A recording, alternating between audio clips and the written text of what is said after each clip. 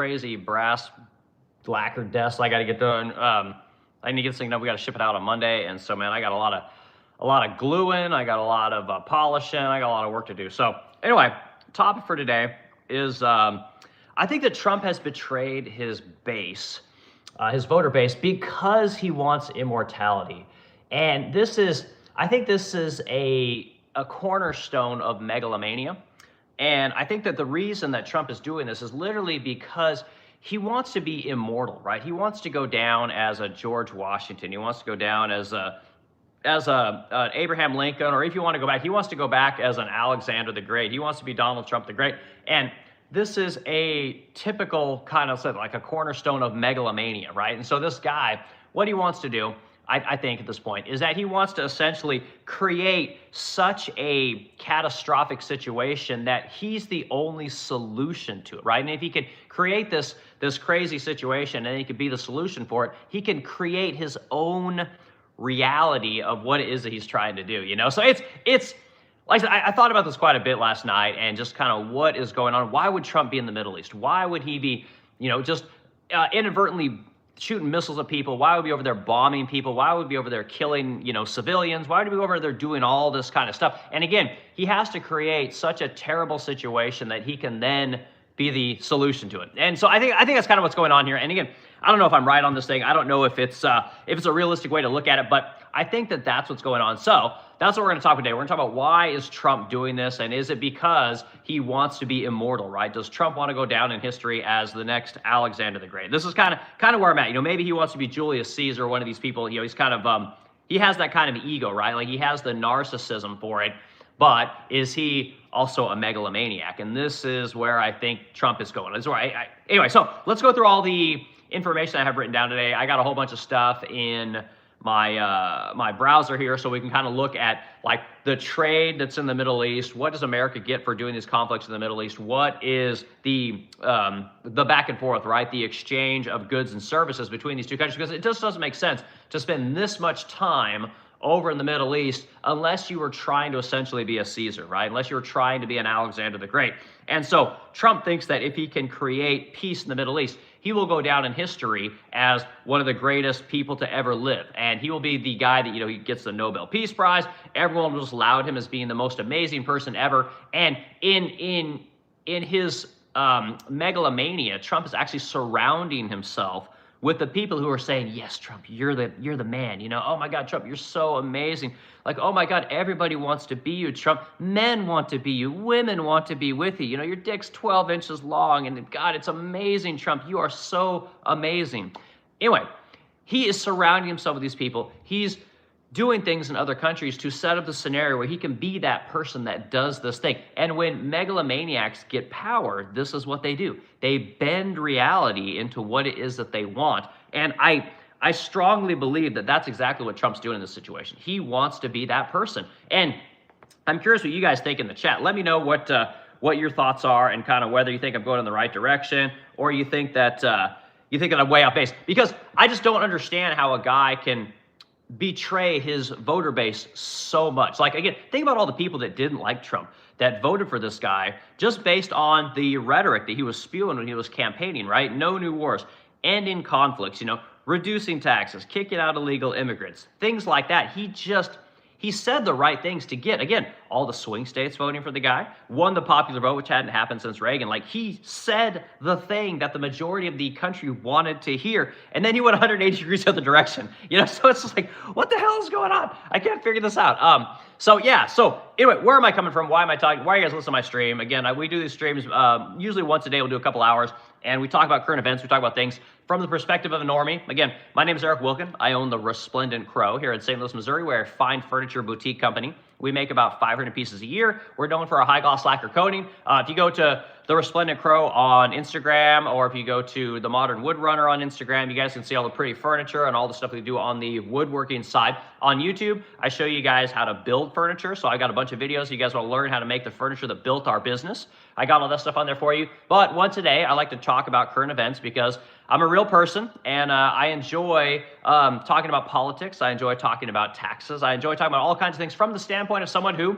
is a normie taxpayer business owner, you know, a guy that started off, you know, manufacturing furniture for my entire life and turned it into a business. And again, I think anyone can do it. And so that's one of the reasons that we talk about these kind of things. So that's who I am. That's my perspective. So anyone that hangs out this morning, I appreciate you guys spending the time, and I appreciate you putting in the comments. And what I do is I talk for a little bit. I go back and forth with you guys in the comments for a little bit, and we just kind of run this thing back and forth, and we see who comes into the chat and who has things to say, you know. So people coming in the chat already this morning, let's say hi to you guys real quick, and then we'll get going. We got CJ random guitar noise. All right, guitar play. Man, I'm a guitar player too, CJ. I don't know what you, I play an Ibanez. I don't know if you play anything. So anyway, good to see you. Glad you're here. Yes, everyone loves the lamp. I appreciate all the lamps, guys. I appreciate all the lamp comments. Everyone likes the lamp. I'll get a few more things on here. Funny thing, I tried to use my Canon camera, and for some reason, Google doesn't spread this around, or excuse me, YouTube doesn't spread these live streams around as much with a camera as they do with a phone. So apparently, like the phone, the mobile content way better. So we'll have to work on that one. Okay, let's see. This is NBR. This is NBR Love. First of all, you don't know really because you don't know Jesus. Okay, get more Jesus people. Jesus people like to come in early in the morning. I guess this is like you guys are early risers like me. Furniture makers are early risers, and apparently Jesus people are early risers too. So cool. All right, Stick Rock Fire 420. Great. Okay. No one in their circles are to be trusted. Okay, in their circle. Okay, all right. So you pull your money from the banks and invest in gold and guns. Yeah, we get a lot of people talk about that kind of stuff, and I'm not, like I said, I'm not an investor, guys. I don't invest in nothing. I invest in my business. That's what I always tell everyone to do. Like forget the gold, forget the real estate, forget the stocks, forget all that stuff. Like invest in something that pays other people, right? Invest in something that creates a benefit to somebody else. Invest in that stuff, and then pass it down to your kids. You know, sell it off to your employees. Whatever, use it as a retirement, form of retirement, siphon off a couple grand a month for yourself and retire off that shit. You know, that's kind of how I look at it, you know, but what do I know? Okay, hey, see, I pan for gold. I can make a day's wages in 4 hours on the river. That's pretty cool, man. What, where do you do that kind of stuff? That's, you don't meet many prospectors, so that's pretty cool, man.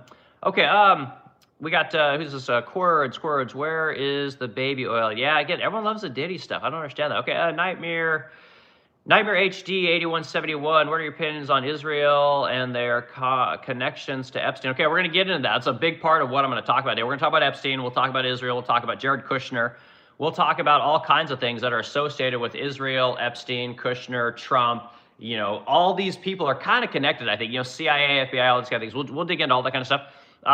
That lamp is suspicious. I know, man. That lamp is awesome. This is Nick Dixon. Good to see you, dude. Glad you're here. Stick Rock Crossfire is out in Cali. All right, man. So Stick Rock Fire. I'm from Oregon. I'm originally an Oregonian. I moved all over the country chasing woodworking and aerospace jobs, and ended up here in St. Louis, Missouri. So good to see you. Good that you're here. Okay. All right. So Baby Joe, you got the last comment. Or excuse me, Joe Bob. Q8Y Clinton. Okay. So let's dig into some of this content. So we're going to talk about what the hell is Trump doing? Why is he doing this, you know, massive betrayal to his voter base? And again, me as a lifelong Trump supporter and really like the guys, I like the business acumen, I like the attitude, I like the whole package. Clearly the guy is the deceiver in chief at this point, and it's wildly frustrating me. So let's see. I'm in Oregon, RN. Okay, you just said you're in California, dude. Are you in California or you're in Oregon? So anyway, all right, let's dig into it. So Trump is, again, Trump, in my opinion, has betrayed his voter base. Like, Trump has not done the things that he said he was going to do. He has not kicked out the illegal immigrants. He has not actually done the tax policy that I suspected Trump would do as far as taxes go. Trump has not ended any conflicts. He talks a lot of shit, but he really hasn't. He hasn't done much of anything. He'll talk about, you know, brokering peace with Israel and Gaza. And the truth is that he just let Israel level Gaza. There's nothing left. So there's nothing. I mean, Israel won that whole conflict. I mean, the place is just a bed of rubble at this point, you know? So Trump is trying to take credit and doing things that he didn't actually do. Also, Trump, if you've noticed, when he tries to do something, he gets a little bit of pushback and then he bitches out. Like, he just tends to, that's why they call him Taco Trump, right? He hasn't done the things that he said he was going to do, like tariffs. Tariffs are supposed to be a big part of Trump's platform. And again, I'm a tariff guy. I believe in tariffs. But Trump honestly didn't do what he said he was going to do. And he bitched out when it came to putting big tariffs on places like China and Vietnam, which are detriment to my industry, which is furniture. He, again, just didn't do what he said he was going to do. So Trump has a real problem with following through. And I don't know if this is a part of Trump's character. I don't honestly know that much about whether or not he follows through. My guess is Trump does tend to follow through in his personal life and in his business life, but for whatever, when it comes to voters and it comes to the media, he tends to bitch out a lot, which is wildly frustrating. So, all right, let's dig into my notes here. So we got more people coming in the chat. You guys give me just a couple minutes, and sorry, I got an itchy. Man, allergies have been crazy. Allergies were awful yesterday. Dig into some of the stuff that I wrote down here, and then we'll kind of bat this thing around. Got the old Pete's coffee this morning. Okay, so the thing is, we're over there in the Middle East right now, and I think everyone's terrified of this whole, just sending the Navy over there and just fucking attacking people whenever they feel like it. Wildly odd that Congress hasn't tried to rein Trump's power, and that Congress hasn't tried to exert some more of their control, because you got three branches of government, right? Co-equal branches of government. And the executive branch is just running roughshod over everyone. And Congress, for some reason, isn't trying to rein him in. Congress isn't passing bills. They always defeat him. Trump has got the right people in his orbit. And you might say, well, that's good because that's good for America. But it seems like the only thing the people in Trump's orbit want is to defend Israel, is to do things in Israel's interest, and to do things that are good for this little tiny country of 9.6 million people in the Middle East, where there are hundreds of millions of other people. All of the interest and the attention goes to this one little place, which is kind of odd. And I try not to engage in the whole conspiracy thing. We are going to get the Epstein thing because I think that's real. But this idea that Israel controls America, there does seem to be something to that. And so if you guys have any ideas about this, put it in the comments and I'll get into the chat and we'll bat it back and forth. But why hasn't Trump said to Israel, like, look, you're using our weapons and you are using our money. And again, our entire Navy is over there to defend you guys and to start this conflict with Iran. Why wasn't Trump able to say, look, we're not doing this. Like, you're not going to attack Iran, right? And if you do attack Iran, guess what? We're not going to support you anymore. For some reason, Trump hasn't been able to say that. I don't know why. And everyone says, Trump's a strong leader and he doesn't have Netanyahu's dick in his mouth and he's his own man. But it doesn't appear to be that way. And I don't know why. Put it in the chat. I want to know what you guys think. But he just can't seem to do that. And the reason, if I'm being completely honest, the reason I think that he's not doing that is because he honestly believes that creating peace in the Middle East will help him to go down as one of the greatest presidents of all time. He is chasing glory, right?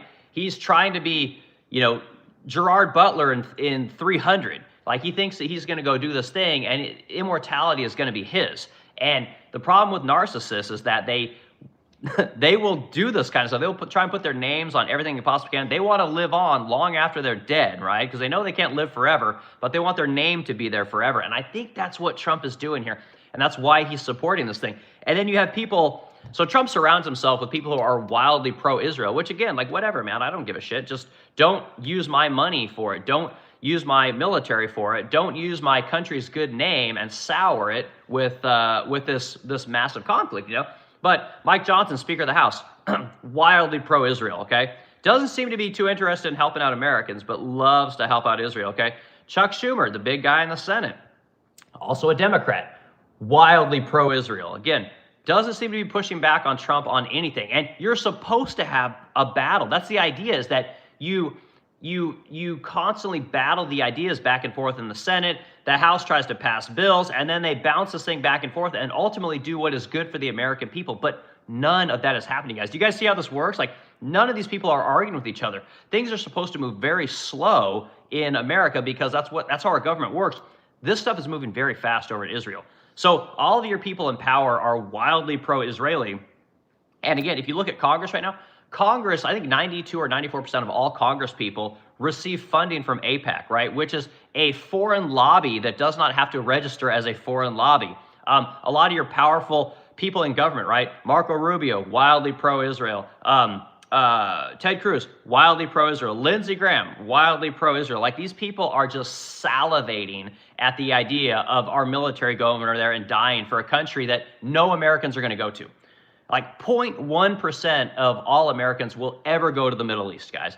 Like, that's how great it is to be an American. Like, we have it so good. Like, we have everything here. A lot of us don't even want to go to the third world. It's so amazing in America. But again, we'll send our Navy. will vote to go to war, will give tons of money, will give tons of weapons, and will essentially fight wars for this little tiny country, 9.6 million people.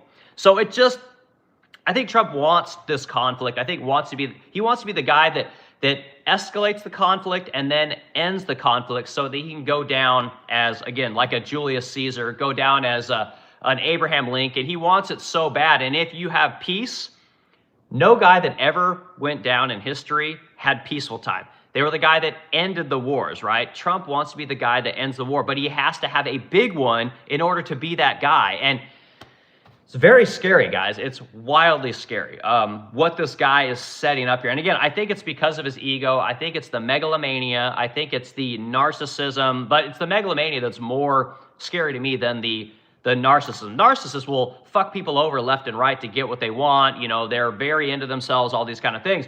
But a megalomaniac will literally bend reality to make reality what they want it to be. And again, you couple that with power, and man, that's a scary recipe. So, all right, we're going to keep going to this thing. We'll get into Epstein files next, and I'll talk to you guys how Epstein, Israel, and Trump kind of all tie together and support the idea of Trump being essentially blackmailed or honeypotted by the state of Israel. And I don't know that that aligns completely with the megalomania, but it's one more pin in this massive, you know, pile of pins that we can examine. So, all right, let's go into comments here. Looking at this conversation. I appreciate you guys being here this morning. If you're in the discussion, hit the like button. Add to the discussion. It helps kick around the algorithm. Helps to get more people in here. You have more of a robust conversation. Hit the subscribe button if you like woodworking content, you like small business content, you like talking about current events with a normie. All right, let's see. Oh man, you guys are cooking in the chat. All right, I got to move my butt here. Okay, let's see. We got we see. So Joe Bob, read your comment. Quelchi, I read your comment. So Clinton was kind of where we left out. He won't do Clinton. Okay, I'm not sure. Stand there. It's a Stick Rock Fire 420. I'm in Oregon. RN. Okay, I read your comment. Gaslighting and sus. Okay, user TTB R4s. All right, user, you're back. Okay, user. You know, one of the things I noticed about when I was hooked, so I got the camera thing figured out. I got it all good now, but the problem is that YouTube does not kick the content out to YouTube the same way when you use a camera versus when you use your phone. So the content coming in from your phone is you know 100x what it is using a camera. So I'm gonna have to do a stream that is literally just the camera for the people that are subscribers. So we'll talk about that in a little bit. Maybe you guys got some ideas on the best way to do that, but clearly the YouTube algorithm prefers the phone YouTube live versus the camera YouTube live. So, all right, user TTB, I appreciate you being here, man. Okay, Nightmare HTC, and he's in the files most importantly. Yeah, Trump is in the files. Like I said, we'll talk about the files. The thing you guys have to understand about the Epstein files is that just because Trump's name is in there a ton doesn't necessarily mean that he's suspect. Now, the people that he surrounds himself and his dealings, like which I can talk about at length, are the reason you should be terrified of Trump. It's not his name in the Epstein files, because what you got to remember is Trump, especially during that time, was like a crazy superstar. You guys remember he had The Apprentice. He was like the #1 guy on television for a long time. Everyone loved his, you know, hard-ass business style and Trump's a funny dude. Like, you got to admit, like, you can't admit Trump has massive amounts of charisma, which is why he's, you know, so good on television, why he's so, he touches people, right? He communicates with people so well, is that charisma. And charisma is a tough thing to get, you know. It's very difficult to be entertaining, to be interesting. Like I said, like to do what we do here on this live stream, like it's very difficult to say things that engage people, right? So I can see my metrics. I know what topics get people interested. And if all I do is talk about Epstein all the time, my metrics go way up. But the truth is that no one can talk about Epstein every day, all day. Like there's other things to talk about. So, okay, I go both places. Okay, cool. Yeah, again, interesting part of the country. Okay, JT88JT, Democrat propaganda clowns. Okay, again, where's the Democrats? Where are the Democrats in this whole issue? You guys realize that? Like the Democrats are pretty quiet. You know, you remember Hakeem Jeffries always talking shit on Trump. You had Chuck Schumer always talking shit on Trump. Now, you don't hear anything because everybody in Congress wants this war, because they've all been told by AIPAC, you guys are going to support this war, otherwise we're not going to fund you. And so I think that that's really what's going on. Again, you're supposed to have Democrats fighting Republicans or Republicans fighting Democrats unless there's a war, right? Then you want people to come together. And the truth is this is not a war of necessity. This is a war of choice.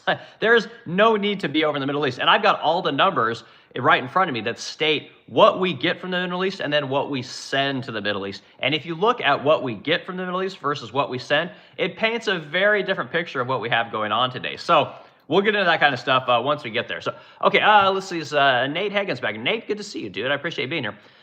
Never forget the first black senator for the Democrat Party was in 1993. The first black Republican senator was in 1870. Yeah, and there's a lot of lies there. This whole idea of this identity politics. I mean, again, it's not. This isn't. Black people being in government is not a red or a blue issue, right? What it is an identity politics thing. And where did identity politics come from? Identity politics comes from academia, right? So you guys know me. I never graduated high school. I'm one of these people. I see what academia has done to our country. I see this idea. You can't say specific words. You can't talk smack on women. You can't talk smack on black people. You can't talk smack on anybody except white men, right? Academia did all this, guys. When you guys go onto the job site and, you got to wear, fucking bubble wrap and hard hats and steel-toed boots and knee pads and elbow pads and, cups, and you got to wear all this shit. That's academia that did all that, guys. Like, if you guys look at the old videos of building the Empire State Building back in the 1930s, they built the Empire State Building in a year, right? If you look at when they were building up, cities like New York, when they're building all these different kinds of skyscrapers in the early part of our country's history, like the 20s, right, around the Great Depression, none of that shit happened. They put all these buildings up wildly fast, and one of the reasons that they did is because they didn't have a bunch of bitches telling them how to work, right? They didn't have, oh, that's not safe, don't do that. Oh, you need a permit for that. Oh, did you get your inspection? Oh, did your QA guy look at that?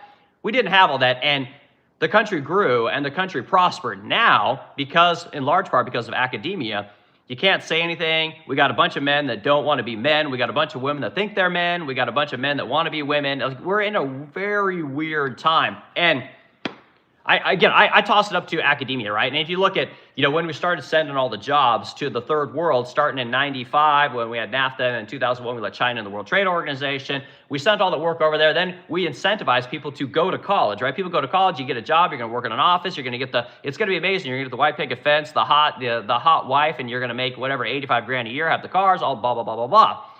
It didn't work out. It worked out for the first maybe 4 or 5 years when we were sending all those jobs overseas, and then until they were giving you the dream of going to college, and you're going to be the dumbest fucking guy to go to college, and you're going to come out of there a genius, right? They told you that's how it works. That's not really how it works, guys. But that's what they told you, right? Now we're realizing, oh my God, I'm the 10 millionth guy with a bachelor's degree in business. Where's my job? And everyone's like, oh, we got 9,999,000 of you guys. Like, what makes you so special? And everyone comes out of college saying, well, I'm gay. Like, okay, I'm a woman. Yeah, okay. Like I support LGBTQ rights, and no employer gives a shit, guys. Like, no one cares that you studied at Harvard and got a degree in basket weaving, or you're gay, or none of that stuff matters anymore. And we're starting to realize that again. Like, we need to make shit, guys. We need to build a society again of makers. And again, nothing wrong with being a thinker, and nothing wrong with being super intelligent and, analyzing data and doing QA reports and all these kind of things. All that stuff's important. But we got to get back to making shit, guys. And so anyway, sorry, that's a long rant about colleges. And Nate, that's how I see it. I see it as that academia created a world of pussies, and we got to pick the pieces back up that academia, broke, and we got to build this country back up. We got to build men back up. We got to build up meritocracy again, because the mediocrity that we have today is just disgusting. So, all right, TV is he is the swamp. Okay, are you talking about me? You talking about Trump? Who are you talking about? Let me know. Joe Bob, Q8Y. So, which president did? You didn't name one. Again, which, so Joe Bob, I'm trying to go back to, you said false. Let's go back to your comments. Clinton. So Clinton, you said Clinton, he won't do Clinton. Again, dude, I'm not sure what you're saying. You're talking about Trump won't talk about Clinton in the Epstein files? Do you guys want to get into the Epstein files now? Okay, let's see. It's gaslighting. It's pathetic. All right, I appreciate it, Joe Bob. We got Roshi 5706. We own y'all. And this is, I guess that's an Israel flag. And I kind of believe that there's something to it. At least it's looking like Israel does have a lot of influence on this country. And again, 9.6 million people, guys. It's the size of the state of New Jersey. Why does this country have so much influence on America, right? And Like, if we just look at who Trump surrounds himself with, if we look at who donates to our federal government, I think it's pretty obvious why these guys have so much influence. If you guys look at, I mean, just go into Trump's inner circle, right? If you want to, you know, not the cabinet, but like Trump's family, right? So Trump's son-in-law is a guy named Jared Kushner, and a lot of you guys probably don't know him. You probably should Google the guy. He's the guy that brokered the Abraham Accords, and he's actually married to, is it Ivanka Trump, if I remember correctly? He's a massive investor in the Middle East, right? So he has a company, it's called Affinity Partners, if I remember correctly, and this is what they do. They invest in all different kinds of things. He is Israeli as it gets, right? So he is has massive ties to the state of Israel. He meets Netanyahu all the time, and he's literally defined as a Zionist, right? Which, whatever. But the guy is massively in bed with us. And again, this is a guy who's married to Trump's daughter, you know? So you got this guy over here. You got someone like Benjamin Netanyahu, again, comes over here. He's been in the White House more than anybody, right? So he comes over here all the time. And again, why we give a fuck about this little tiny country over there, I don't understand. But this guy's over here all the time. Your politicians getting tons of money from AIPAC. And do you guys know where AIPAC gets its money? The largest donator to the AIPAC pact is literally the guy that started not OnlyFans. Yeah, OnlyFans. I said YouPorn at one point. He started OnlyFans, guys. So this is the guy. God, I'm trying to remember his name. It starts with an L and an R. But anyway, point is the guy donates tons of money using OnlyFans, right, to give to politicians, right? So the most degenerate fucking thing I can possibly think of, right? The thing that, like, oh my God, I can't wait till I turn 18 so I go on OnlyFans and make money. That guy is the biggest donator to AIPAC, who is the largest donator to most of the politicians within our country. Why we can't get our government to kick this fucking guy out of America and to basically bust this company, which is as degenerate as it gets, which convinces women to aspire to spread their vaginas when they turn 18 so that guys can pay $9.99 a month to watch them do dirty, debaucherous shit. I don't understand. Like, if that doesn't like make your blood boil or really piss you off that is even a thing here in America, like, I can't convince you that this whole situation over in Israel is good, okay? But I was trying to tell you that because I think it's just wildly disgusting. And again, you can say, well, defense contractors, you can pick whatever industry you want, oil, you know, whatever. The degeneracy that comes from a place like OnlyFans is just wild, guys. Like, it is absolutely wild. And we support it in America, we allow it in America, and it is the largest funder of what is going on today in Iran, quite possibly. So, okay, let's keep going. So you are sheep, repeat, okay, pre-recorded. All right, I love the people that say pre-recorded. John W3D60 says, hi, we got slow GTD, I don't know what the hell those words are, okay. All right, cool, we got you in here. Stick Rock Fire 420. I don't support Israel. Or says, we own you, sorry. Okay, Nate, is it Thagan, I guess? He is the most popular Republican, I guess you mean president. His name will already be remembered forever. Yeah, again, I don't think so, dude. I think Trump is literally digging himself a massive hole. And he's going to be remembered for all the wrong reasons. Like, he's going to be remembered in the way we remember Jimmy Carter, right? He's going to be remembered in the way we're going to remember a guy like Joe Biden. This guy's going to go down in history as just the greatest turncoat president that I think we've, at least in our lifetime, that we've ever had. And I say this, like, I voted for this guy twice. I supported the guy for his entire run into the presidency. I'm wildly disappointed at what I'm seeing. You know, think about all the things this country could be doing right now.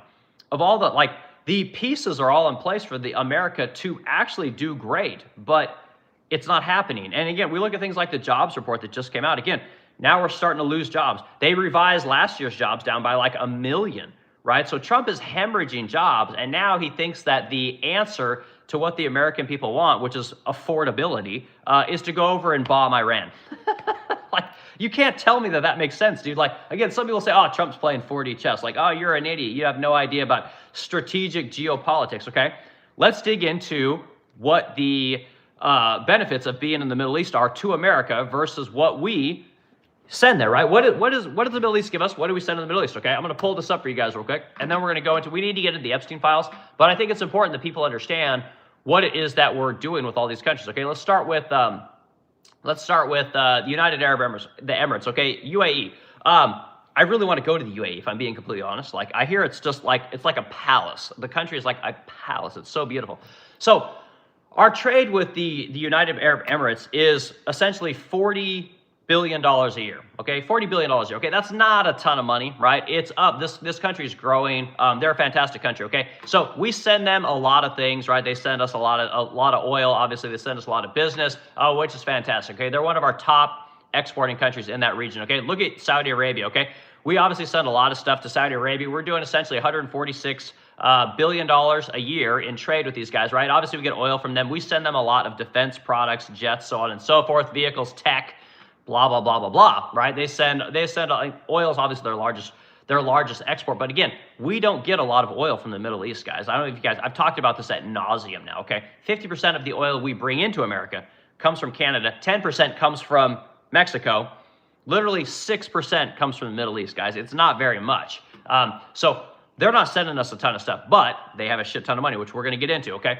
Israel. So we do a lot of trade with Israel. We do basically $40 billion a year in trade with Israel, okay? And then we also give them $4 billion a year. And right now, we're spending $1 billion a day just to be over there, right? So Israel's getting a shit ton of money from America. They have been for a very long time. Again, we don't get a ton of shit from them. Supposedly, we get intelligence. We fight the terrorists over there so that we don't have to fight them here, which I think is a complete crock of shit, guys, by the way. Hit the like button if you think it's also, the terrorism thing has been played up like a boogeyman. Like, terrorism became the new Russia. But that's neither here nor there, okay? Iraq. We don't do very much trade with Iraq, right? Iraq is literally a failed state.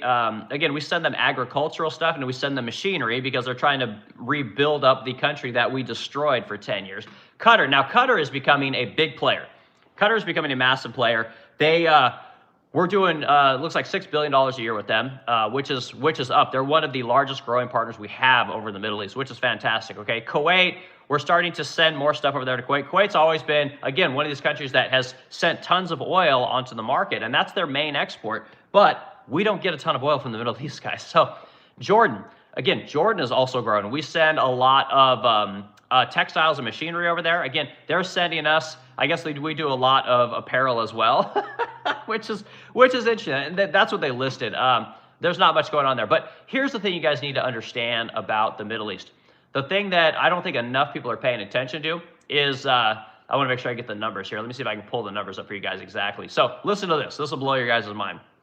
So you guys remember Trump's been talking about, we've got all this foreign investment, right? We're getting all this money.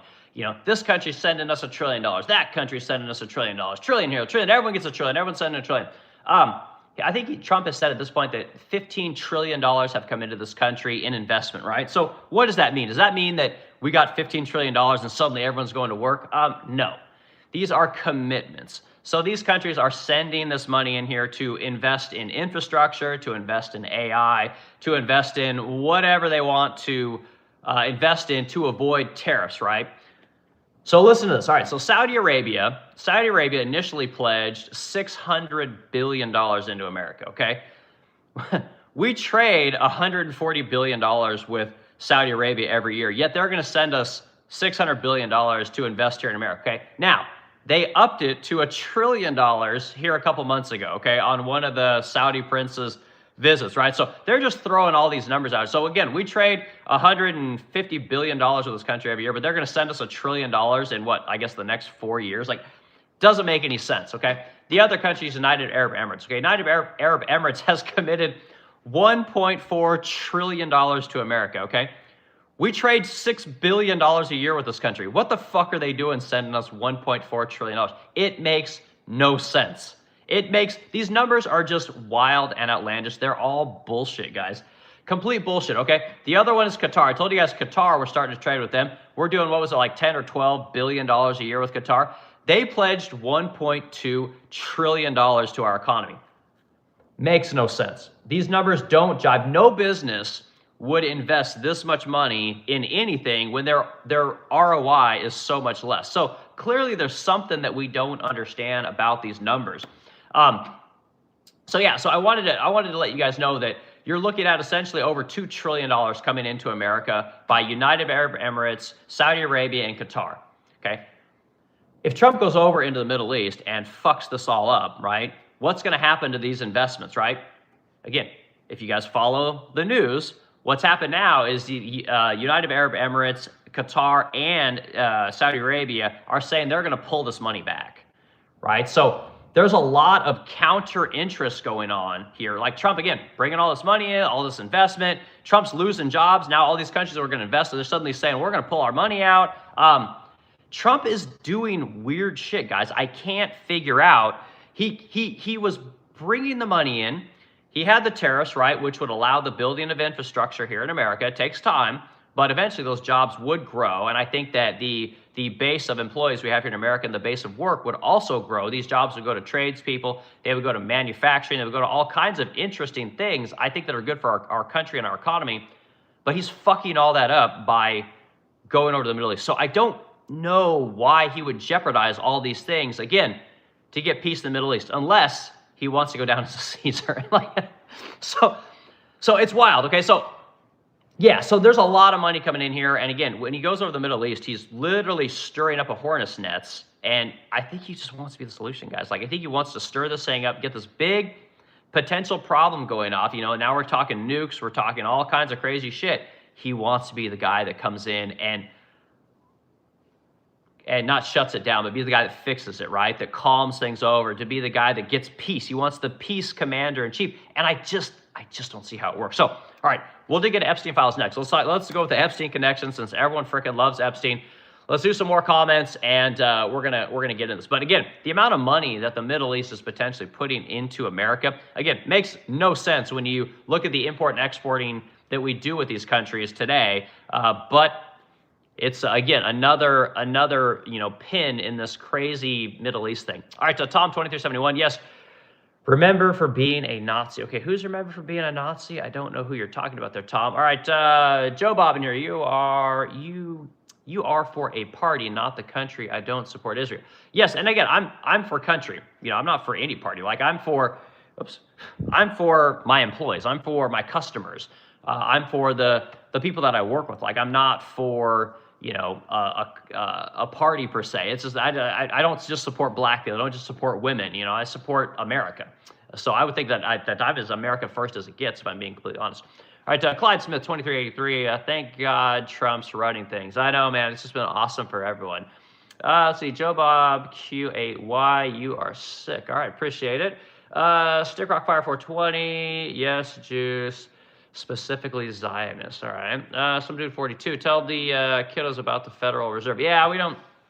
Again, if you guys want to go like I'm one of these people, and this is, I mean, I'll probably lose people here. I am one of these people that believes that you have to have boom bust cycles in America. I'm one of these people that believes that after the Great Depression, again, the Fed was started in 1913, but after the Great Depression, what had happened then? What happened was that businesses and banks and all these people did not want the boom bust cycle to continue, right? They didn't mind, you know, having a little bit of that, but they didn't want the wild swings. So you bring in the Fed, right? The Fed essentially has the ability to inject liquidity into the economy and stabilize things. So when things are supposed to go bust, as they are, the Fed's able to smooth that out, right? Which they'll tell you, well, that's good for the average citizen, right? But what happens is when the Fed prints money, or creates liquidity for the market, right, by selling bonds or devaluing currency, whatever it has to do to stabilize the economy, it makes everything worse for the average person. Because what happens is the businesses and the institutions that have been around for a long time, their business models get stale. Their business models get old. They no longer make money in the way that they used to make money, right? They're not exciting anymore. They don't provide good value for the customer. There's all kinds of reasons a business goes bust. The businesses don't go bust when the Fed goes in and smooths everything out, because the money starts out in the banks, right? So banks never go bust either, because everything starts at the top with the Fed. And we need more bust cycles in America, which, again, people say, oh, that's terrible for me. I'm a wagey. You know, I work a 9-to-5 job. It's going to be terrible for my family. And yes, this is how it goes. When you don't have businesses go under, again, you end up with stale economy. You end up with the same businesses forever that they then go in and buy smaller businesses to crush their competition. They increase regulations, right? So that, again, more difficult for smaller businesses to then start up, right? And we know this because if we look at the Code of Federal Regulations, you'll see that back in the 1950s, we had something like 5,000 pages of regulations. Now we have something like 58,000 pages of regulations. And this is what happens when you let businesses stick around forever, when you let businesses spend money with politicians and lobby groups and help write regulations. This is what happens when you let large corporations send your work to the third world, right? So you create the rules, you increase the regulations here in America, but then you send your manufacturing to the place where none of it exists. And if you don't like the wages that you have to pay in America for your business model, you then bring the third world in here and they'll do the work. And we've been doing this for so long, right, coupled with the Fed, that America is not made up of robust businesses anymore. Our economy is not made up of robust businesses. Our politicians don't act in the interest of the people because the large corporations are essentially paying off the politicians to do what it is that they want done, not what the American people want, not what the average citizen wants. This is the reason you guys are going to war in the Middle East because, again, massive donations coming into politicians. It's a bad situation, you know? So as far as the Fed goes, the Fed needs to go because, again, what happens with the Fed is they literally just devalue the dollar, right? Which hurts everyone. They continuously print money. They find ways to make it easier for you guys to constantly get loans, to take out, instead of taking out a 36-month loan for a car, you can take out an 84-month loan for a car. Instead of a 10-year mortgage, which is what it used to be, well, now you're talking 50-year mortgages, right? So they just keep stretching it out and stretching it out and stretching it out. Whereas if they would just have an economic recession, the cost of everything would plummet, right? The cost of vehicles inside of 2 or 3 years with a major recession would get cut in half. The cost of housing would get cut in half because businesses would then need cash to protect their operations. So when you need cash, you don't care what you sell something for, especially if it's been sitting around for a while. You'll sell it for pennies on the dollar to get cash, okay? This would cause the cost of everything to go down. Now, wages would also come down. Wages would come down, but they wouldn't be cut in half. Wages would you'd probably look at a 10, 15% haircut on wages. Yes, shit tons of people would lose their jobs. But as the price of goods came down, as the cost of the value from the dollar that you have in your pocket would then buy 2 to 3 times what it buys today because of the devaluation of everything in America, right? This is, disinflation, whatever you want to call it, deflation. We need to get that in America. And until we do, the cost of everything will continue to go up.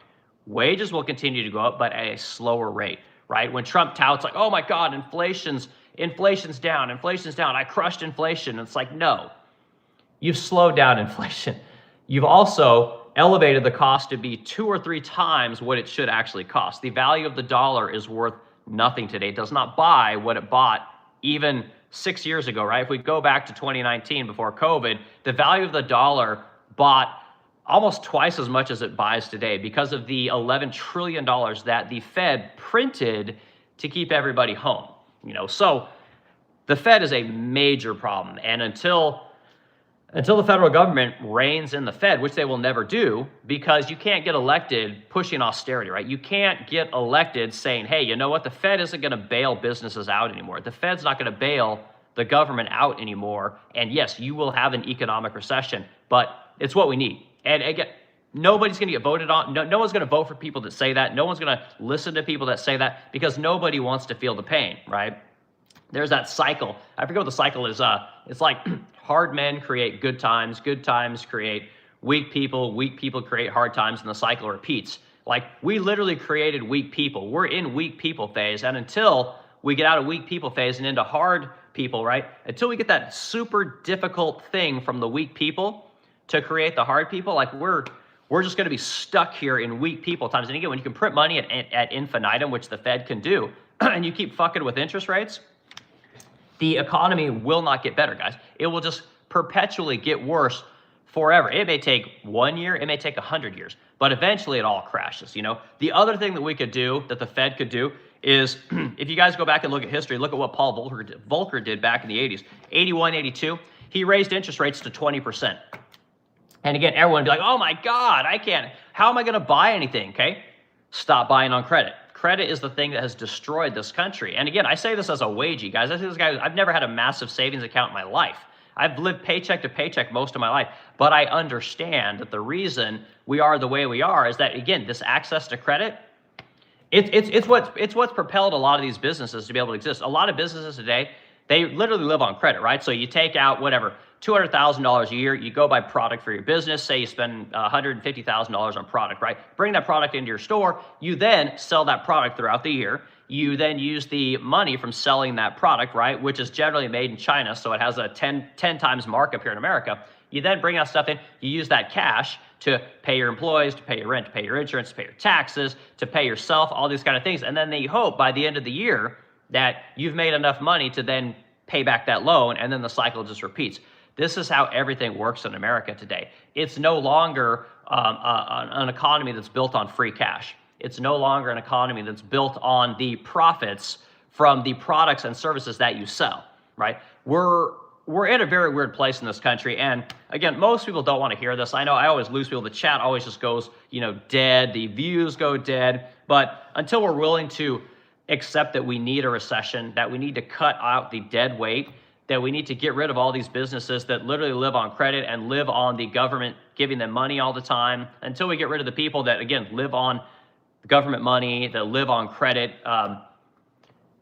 the dollars that you guys have are going to be worth nothing. Then they're going to continue to be worth less and less and less and less and less. And you guys are going to be trying to get raises, but the problem is you guys can't get enough raises to outpace inflation. So every year you're going to get a 3% raise, and guess what? Inflation is going to be 3%.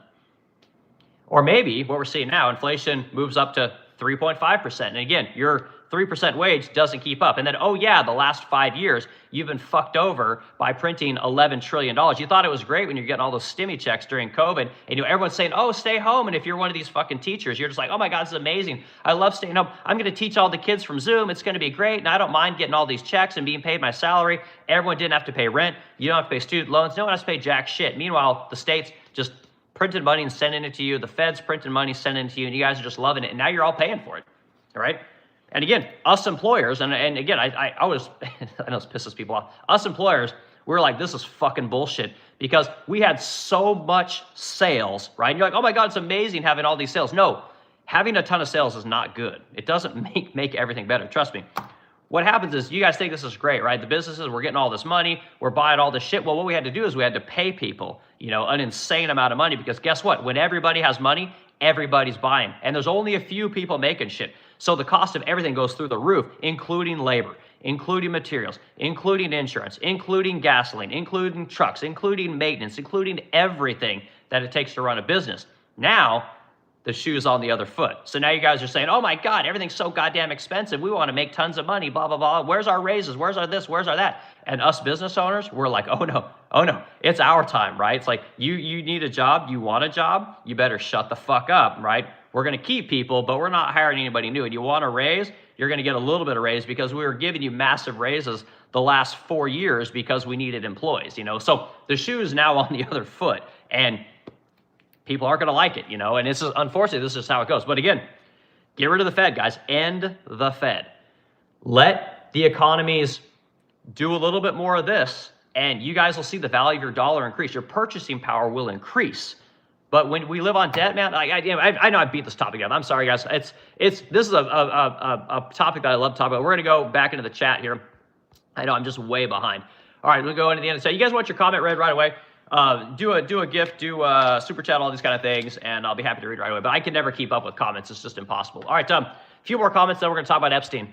Everyone loves Epstein. Let's talk Epstein and Trump, and why Epstein is related to Israel, and why Israel is using Epstein to get Trump to do what they want to do. I think there's a connection there. All right, USOA Devil Dog. Excuse me.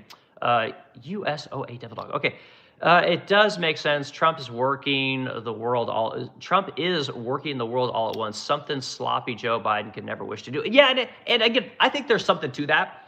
I think that Trump is doing a lot of different things all at once, and he probably does have some kind of a plan, right? But the problem with Trump is I don't think that he thinks about the third order consequence of things. Like, again, I was telling my wife this, it's like, you're good at thinking about A and B working together, right? But you're not so good at thinking about A and C working together. You're good at A and B working together, and you're good at B and C working together. But a lot of people don't think that A also has to work into C in order for things to work the way you want them to work. And I don't think Trump is doing that. But again, like I said, Trump's not dumb. I'm one of these people, like, I don't think that Trump's an idiot. I don't like Trump. Blah, blah, blah. Trump's his daddy this, and he got money. But I'm not one of these people. Like, again, you don't get to be a billionaire by being an idiot. You don't get to be a billionaire by fucking people over your entire life. You don't get to be a billionaire by doing any of that stuff, right? So I believe that Trump is smart. He's a good business person. He understands how things work. He probably understands geopolitics and strategy better than most people, but I don't think he's thinking about the third order consequences of all the stuff that he's doing. So we'll see what happens.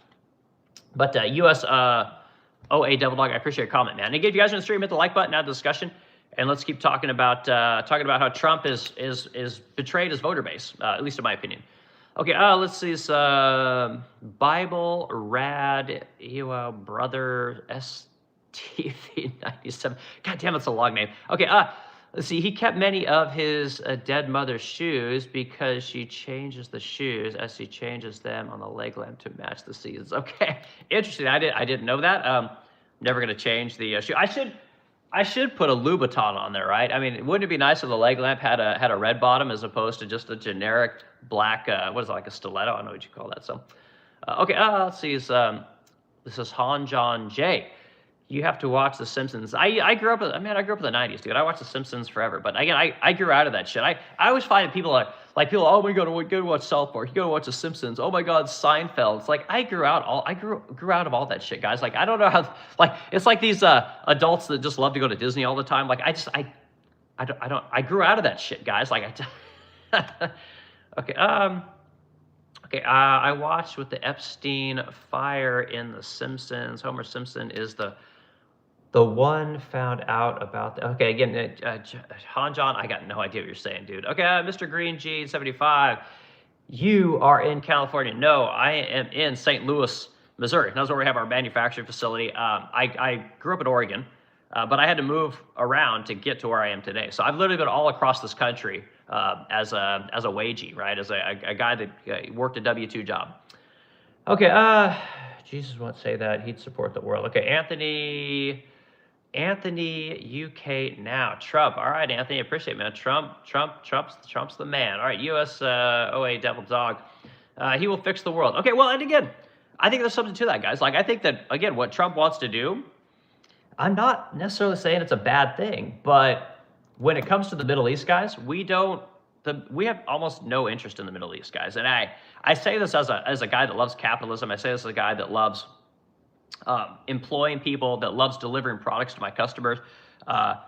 What we have to understand about what's going on in the world today is America is a force for good, but America is also wildly hypocritical. And again, everyone on the stream, we're all in bed with this hypocrisy, right? And what do I mean by that? So do you guys understand that we always talk about, helping out democratic states, right? We always are pushing for democracy. We support democracy. We hate socialism. We hate capitalism, right? You guys remember the 80s, the Cold War, all these kind of things. If you look at where we tend to put all of our money and all of our resources, we tend to love monarchies and communism. Yeah, and what do I mean by that, right? Where do you guys get all your stuff on? Where do you think all the shit you buy on Amazon comes from? Do you think it comes from me, the American furniture maker? No, it comes from China or Vietnam, right? 80% of all the cabinets and furniture, or excuse me, all the cabinets and vanities are made in China and Vietnam, guys. They're not made here in America. Most of the shit you guys buy comes from the third world, right? When we go over to support the Middle East, or we go do all these wars and all this kind of stuff, we're going over there supporting monarchies. We're not supporting capitalist countries. Now, Israel is a democratic country, right? We all know that. But at the same time, we don't do any trade with them. Like they're not benefiting America in any way, shape, or form. They only benefit us if we want to go fuck with countries in the Middle East, right? Israel only benefits America if we want to, help out these monarchies to crush all these other countries so that the monarchies can take over or Israel can take over as part of their greater Israel project. That's it. Like you guys at some point have to realize that America is not the force for good that we all kind of thought it was. America likes cheap shit. That's what we want. We want cheap shit. We want cheap oil. We want cheap t-shirts. We want cheap furniture. And again, if that's what you want, go for it. But you can't, drape yourself in the flag and talk about how much you love democracy and capitalism while you go kill poor people, while you go have slaves make all your guys' shit. Right? At some point, you got to wake up and say, you know what, we're not doing this. And again, as a guy who owns a business here in America that makes real American furniture using American labor that I sell to Americans, when the guy running for president says, you know, we're going to put tariffs in, we're going to tariff China 100%, we're going to tariff Vietnam 50%, and we're going to get this work brought back here to America where it started, and then he changes his mind. I'm not okay with that, guys. Like when Donald Trump goes in, he says, well, we're gonna end these conflicts because we don't support these conflicts. Like, what do you think we're not sending weapons to Ukraine right now? Like, what? How are you going to end the conflict when Trump says, oh God, we brokered peace with Israel and Gaza? Like, again, Israel carpet bombed the whole fucking Gaza Strip. Like, what do you got? You call that brokering peace? There's nothing left of Gaza, okay? Trump is not doing the things that he said he was going to do. When Trump runs in here and says, you know what? We're going to do mass deportations on all the illegal immigrants, and I'm the voter, and I'm thinking, great, it's going to be awesome. Better wages for Americans, you know? Better salaries for Americans, better benefits for Americans. Less big corporations being able to dictate wages to you guys by essentially threatening you to hire an illegal immigrant instead of paying you because they're available. And again, the government before Trump didn't mind. When Trump didn't say he's going to fix that, and then he says, oh my God, we got a couple of protesters, they don't like this, therefore we're not going to mass deport. I got a problem with that, you know, and more people should have a problem with that. And you guys need to see what's happened to America as a country. Again, like I signed up for the military. I wanted to go fight terrorists. Like, I believed in a lot of this shit, and what I'm realizing is that a lot of it's kind of garbage. And when someone says to me, oh, Trump's fixing the world, okay? I don't believe that America wants to fix the world. I think that America, at this point, especially a guy like Trump, he wants to be an emperor. He wants essentially to be Caesar, and he wants to rule over everybody. And again, like, whatever, like, good for America, right? But you guys aren't seeing those benefits. Like, you get cheap T-shirts, and you got a little bit of cheap gas for a while. I think gas is back up to where it was when Biden was in office.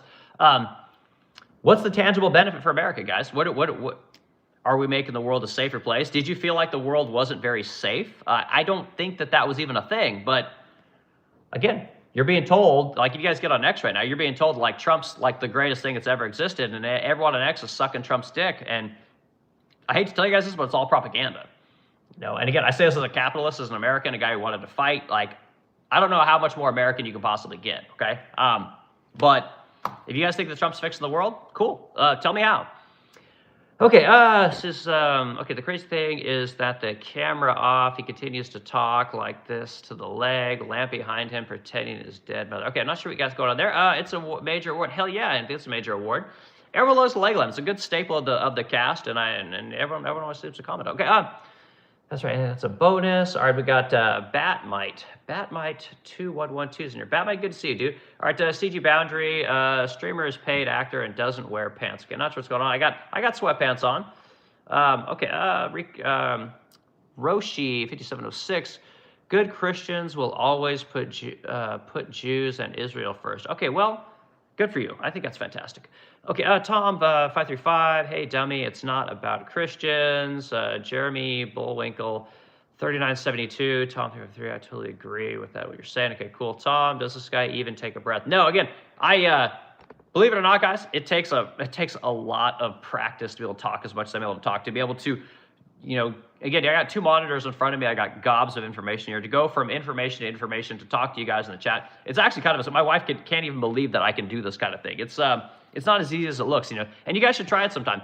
Trying to talk and have a whole bunch of thoughts at the same time while looking at monitors and doing all things that are done in the background, it does take a little bit of skill, you know. So, all right.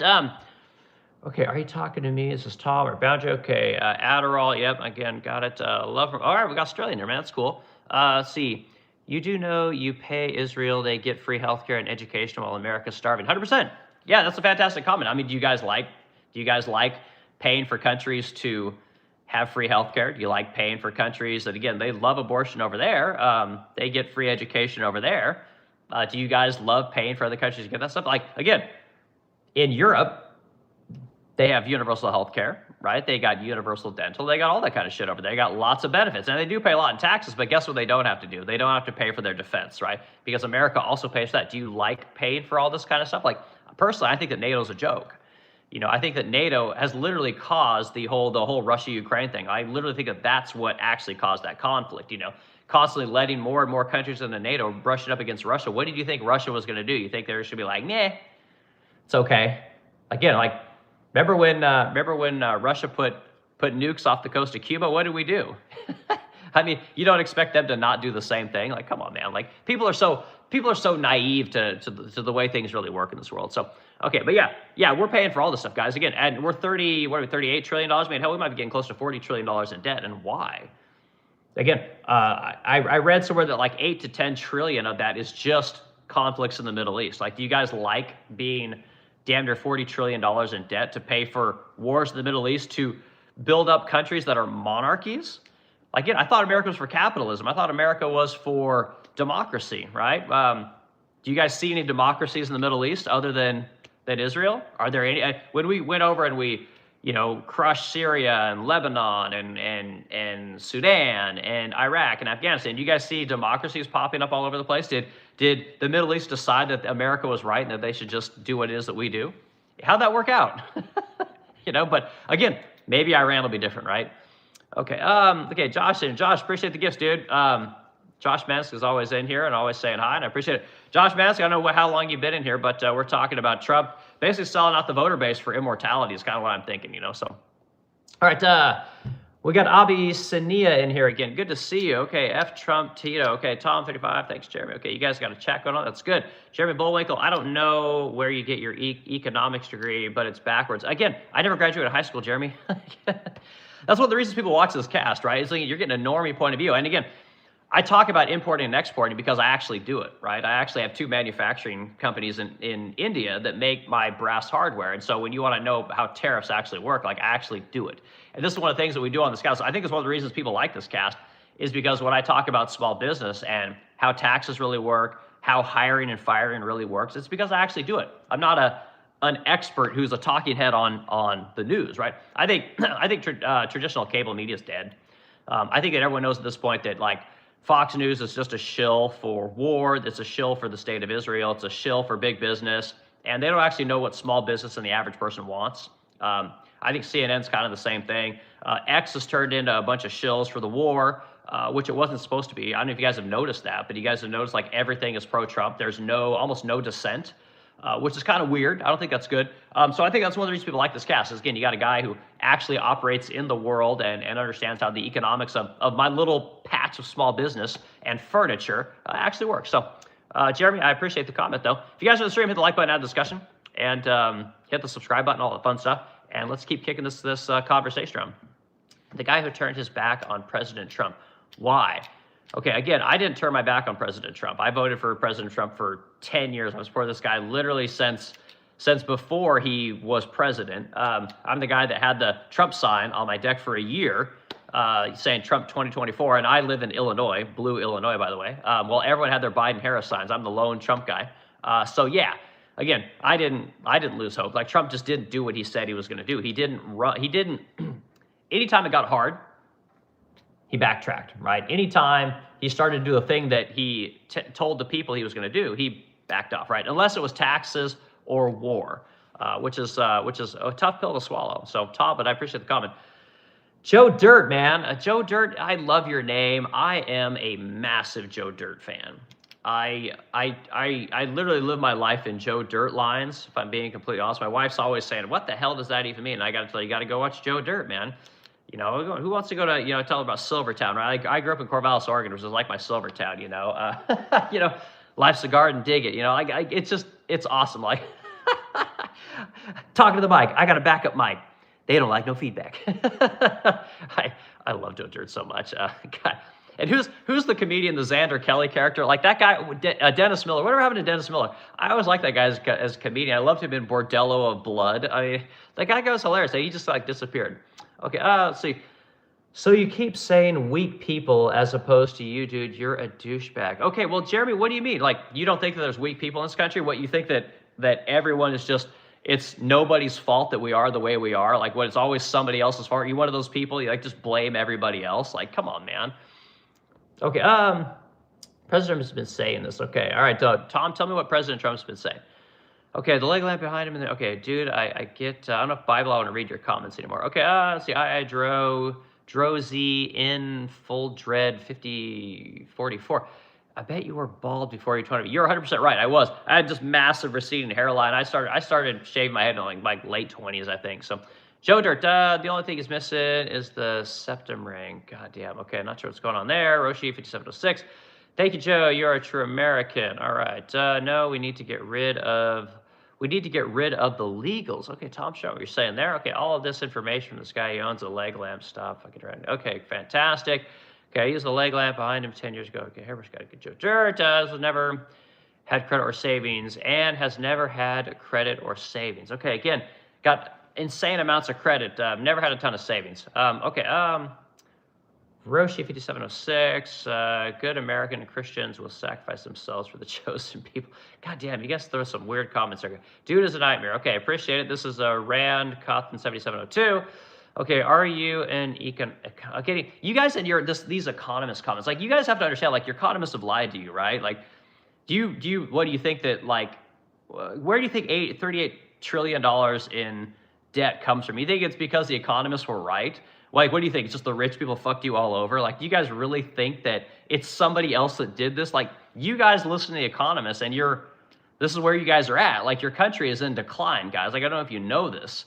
Like, these economists sold you guys out. I mean, hell, one of your top economists is a little child fucker. His name's Larry Summers, right? He's in the Epstein files. And again, we're going to get the Epstein files, but, like, you believe in these people? Like, your Secretary of Commerce, Howard Lutnick, again, in the Epstein files. Like, what are you guys talking about? Like, I'm not an economist. Like, literally, I have to make payroll every week. I got 8 people that rely on me to sell furniture, make a really cool product, and deliver something that's awesome. You guys think that I don't know how the economy works? Are you guys fucking high? Like, holy hell. This blows me away, you guys. Like, do you like where your country's at as far as the economics of do you like high inflation? Do you like all the economists telling you that inflation was transitory? How about all you guys as people at the Fed? Are those guys great economists? Like, you guys are 9% inflation because they printed $11 trillion, and you guys didn't think that inflation was going to go up. Like, again, you people that talk about the economists fucked you guys over for so long. They've lied to you guys literally forever. You know, I've got a video on my YouTube channel, if any of you guys would ever go there, talking about how I basically just blow apart the economist and small business expert on Fox News. Like, go just do a little bit of research, guys. Like, your economists aren't who they say they are, guys. They're all about big business. They're all about making sure the Fed and the government always have funds, and you guys just keep lapping it up. You know, when the cost of housing doubles, you're just like, oh my God, I'll take it. They're telling you, take a 50-year loan, and you're just like, oh, it's gonna be amazing. I got a 50-year loan. Now I can afford things again. You guys live on fucking payments. Everything about your life is a payment. Like, what do you guys talk? The economists have been fucking you guys over forever. You know, Jesus Christ, guys. Like, holy, I'm blown away by the ignorance on how the economy really works. Okay, Israel first, brother. All right, man, good for you. Tom 535, remember Democrat, FR, Dr. Fauci. Yeah, and again, there's another one of your guys' experts. You guys believe Fauci was right about everything? Do you believe he was right about anything, or do you believe that he was basically selling a narrative and he was the expert, right? Was he the expert, or was he selling a narrative? Like, no, that guy was selling a narrative. His experts had nothing to do with it. Okay, okay, let's get into, you guys, let's get into the Epstein files. I'm going to go down to the very end of the comments. We got a lot of comments in here, guys. I appreciate you in the stream. We're going to talk about Epstein now. We're going to talk about Epstein, Israel, Trump, and how this kind of stuff all connects together. What are we at here? We're at 67 minutes. Let's go to 90 minutes on this thing, and we'll see if we can end it then. So if you guys are in the stream, hit the like button, and again, add a discussion, hit the subscribe button. If you like this kind of content, we talk about a current event every day. You're talking to a guy who never graduated high school, worked a wagey job for 20 years, got really good at making furniture over those 20 years, moved all over the country, and then started a small business and somehow figured out how to build it up to a couple $1 million a year. We got 8 employees. We do about 500 pieces a year. It's a great middle-class living, and I talk about passing your business down to your kids. I talk about, you know, getting something for your employees, taking care of your employees, doing the right thing by making American products, using American products, selling to other Americans. That's what I talk about on this channel. If you guys want to know about how tariffs really work, I actually import and export to India, right? So I understand how tariffs actually work because I do it. I'm not an expert. When you guys want to know about taxes, again, I have to pay gobs of taxes. I tell you guys how taxes work in every state because, again, I sell into every state, so I actually do it. I'm not an expert because I went to college, right? I'm an expert in the school of hard knocks. So, all right, let's go. We got more comments coming here, guys. I appreciate your comments. I'm going to get to them. You guys want me to read it right away? Hit the super chat button, throw a gift in there, and I'd be happy to read your stuff right away. But let's dig into the good old Epstein files. Everyone loves the Epstein files. All right, so how does Israel connect with Epstein, Trump, and all this kind of things? All right, so let's dig in. I'll try not to rehash a ton of old shit, but we got to you know, do a little bit. Okay, so who's in the Epstein files? What do the Epstein files have to do with Trump, right? So if you just look at the 3 million files that we have, again, 3.5 million of these files have not been released, okay? You guys have to remember that. They have not been released, and they are actively being suppressed, right? There's actually, of the 3 million files that are being released, there was a report from Unusual Whales that actually the Department of Justice is starting to remove some of those files from their websites, okay? Which is a no-no. They can't do it, right? The Epstein Transparency Act was passed November 19th, 2025, if I remember correctly. And it basically instructed the Department of Justice, which includes the FBI, to release all of the Epstein files. They were allowed to redact victims, they were allowed to redact sources and methods, and they were allowed to redact ongoing investigations. The verbiage in that act actually stated that you could not redact the names of people that were political, had political affiliations, were entertainers, were anybody that, again, would be embarrassed. They actually used the word embarrassed. So they were very specific about what could not be redacted. So of those 6.5 million files, 3 million were released, okay? What happened to the other 3.5? Okay, they're all victims, they're all ongoing investigations, and they're all protecting sources and methods, okay? So the Department of Justice did not do its job. Now, when Ro Khanna and Tom Massey went in and looked at the unredacted files, the 3.5 million and the ones that, the redacted names, what they found was they found a name, Les Wexler, right? And again, everyone knows who Les Wexler is, right? He's the guy that founded Victoria's Secrets, wildly successful, major supporter of Israel, right? Which again, nothing wrong with that.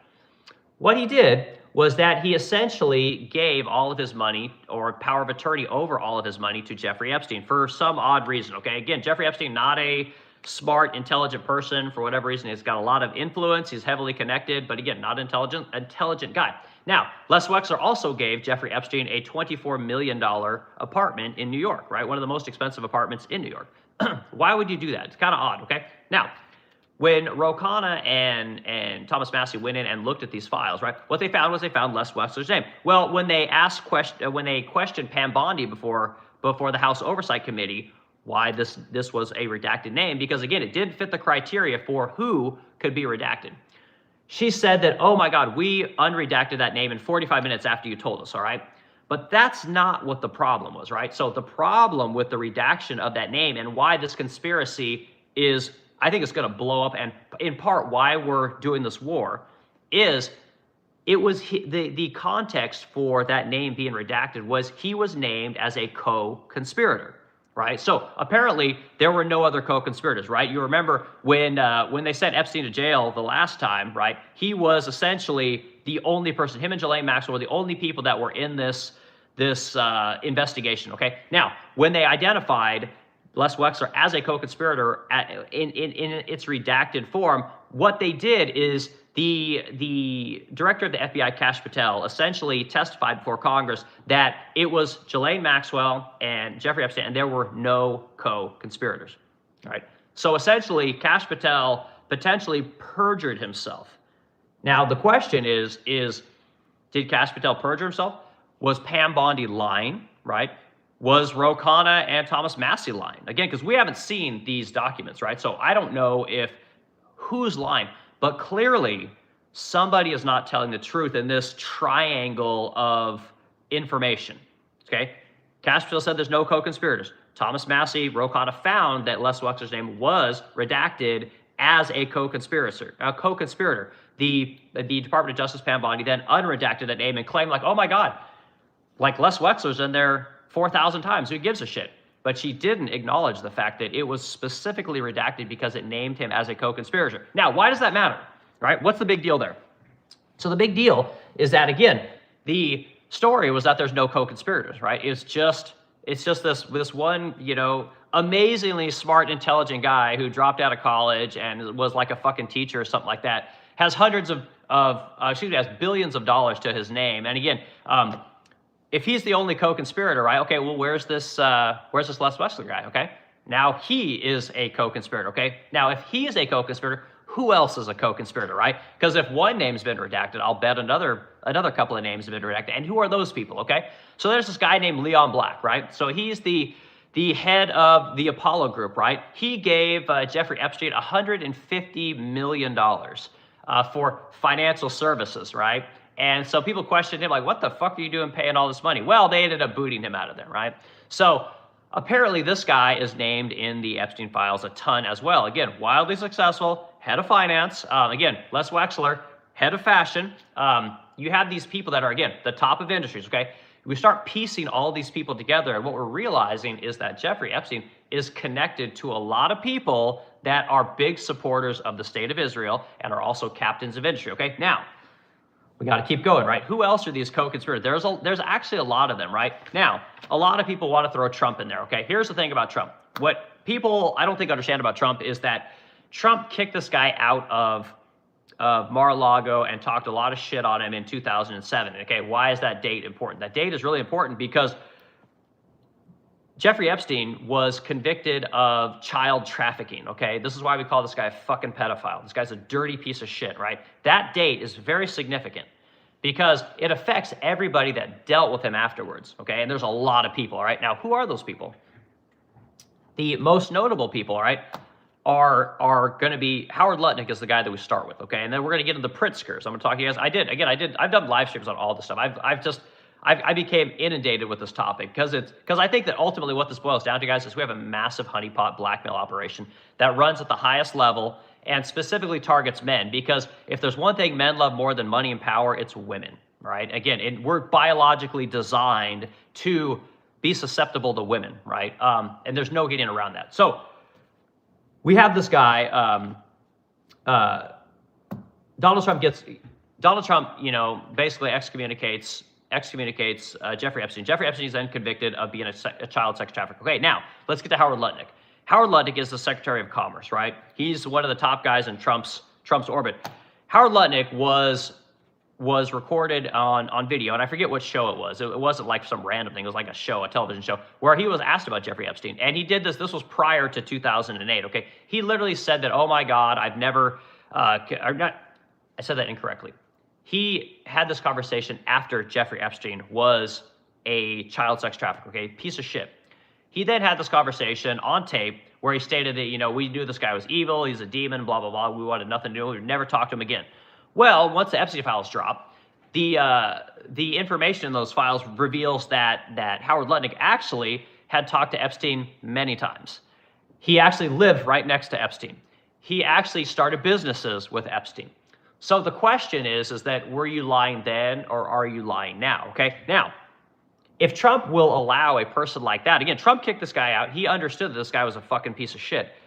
Why is Trump allowing the Secretary of Commerce to stay in there when he directly lied to the American people? I read a report that he actually bought Epstein's property next to him, I think it was in the Bahamas, for like $10. And again, I don't know if any of that's true. It doesn't matter.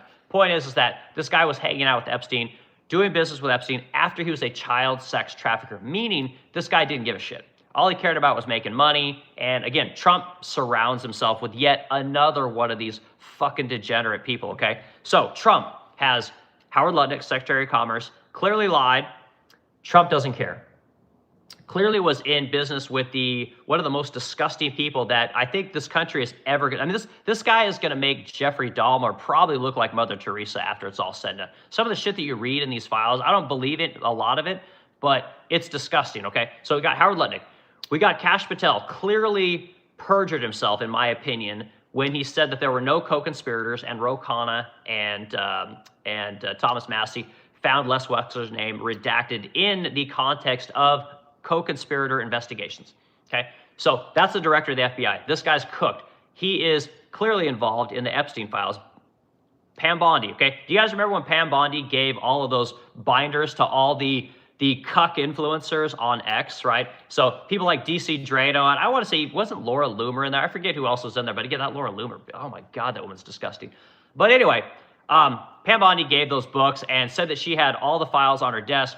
There were millions of videos, there were millions of files. I mean, she was literally talking about, you know, all the content that was there in the Epstein files. Well, she shut her mouth really quick, right? So now she's saying, oh my God, she's trying to backtrack and everything. So she's a major problem. When they questioned her about what's happening in these Epstein files, she deflected. You guys remember the hearings, right? So she's like, when they asked her about the Epstein files, she's like, I want to talk about the stock market. The stock market's at 50,000. Everyone's 401ks are amazing. You guys want to talk about Epstein. Dirty, dirty woman. Like, she is connected to all of this, right? She is not only is she redacting people that should not be redacted by congressional mandate, right? She's redacting the names. She is hiding people. She is hiding politicians. She is hiding people of industry. She is hiding celebrities. She is hiding all of these people at the request of Donald Trump. Okay? There's no reason Pam Bondi is doing this on her own. There's not a chance she's redacting these names on her own. She is doing this to protect the powerful and the well-connected, just like Jeffrey Epstein. Jeffrey Epstein was the connector for all of these people, okay? So we've talked about Pam Bondi, we've talked about Kash Patel, we've talked about Howard Lutnick, okay? We've talked about Les Wexler.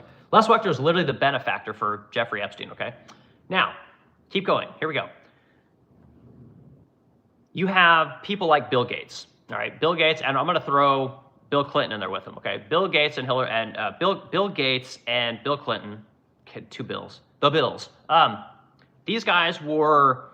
Bill Gates grew up, like I said, I'm from Oregon, I'm from the Pacific Northwest. Bill Gates grew up as a nerd. He was a geek. He's the guy that, again, the athletes would give him wedgies and noogies and they'd make him do his homework. Bill Gates was this guy, he probably didn't have a great upbringing, geek, all these kind of things. Founds Microsoft, basically steals DOS and creates Microsoft, which, whatever, good for him. Creates this massive company. Well, he then gets married, right? He does the marriage thing. Well, while he was married, he was going around to Epstein and he was fucking little girls and he's getting Russian hookers and all these kind of things. We've heard the stories. The guy clearly was getting something later on in life that he didn't get as a young kid, right? That's one of the things, like men need affirmation, right? Men need affirmation from women. Men need attention from women. Like, we are designed to need and seek this stuff out. Very rare you find a guy who is stoic and doesn't need women and doesn't care about getting laid and doesn't care about impressing women. Like, we're designed for this, okay? Bill Gates was the perfect target for a guy like Epstein.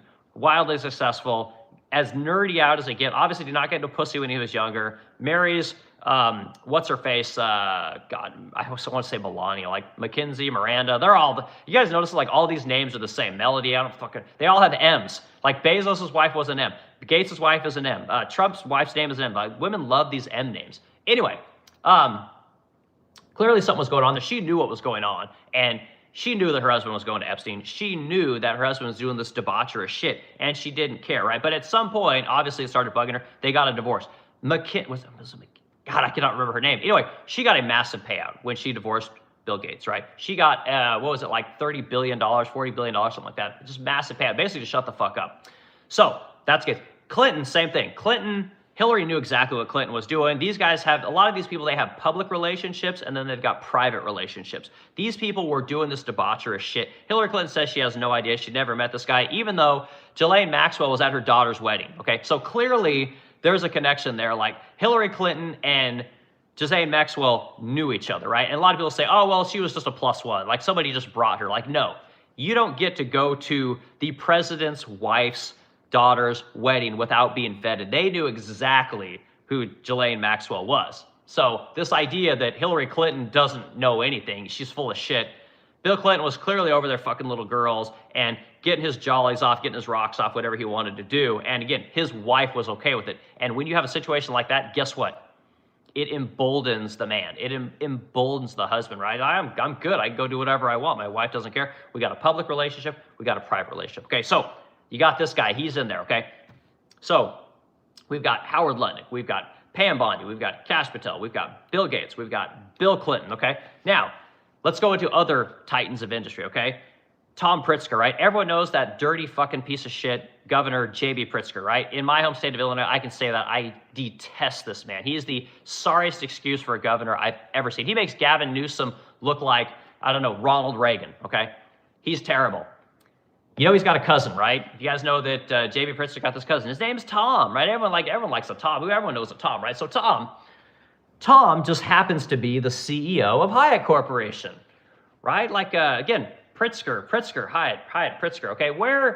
Where's this Tom Pritzker guy come from? Who is this Tom Pritzker guy, okay? Tom Pritzker's the cousin of J.B. Pritzker, right?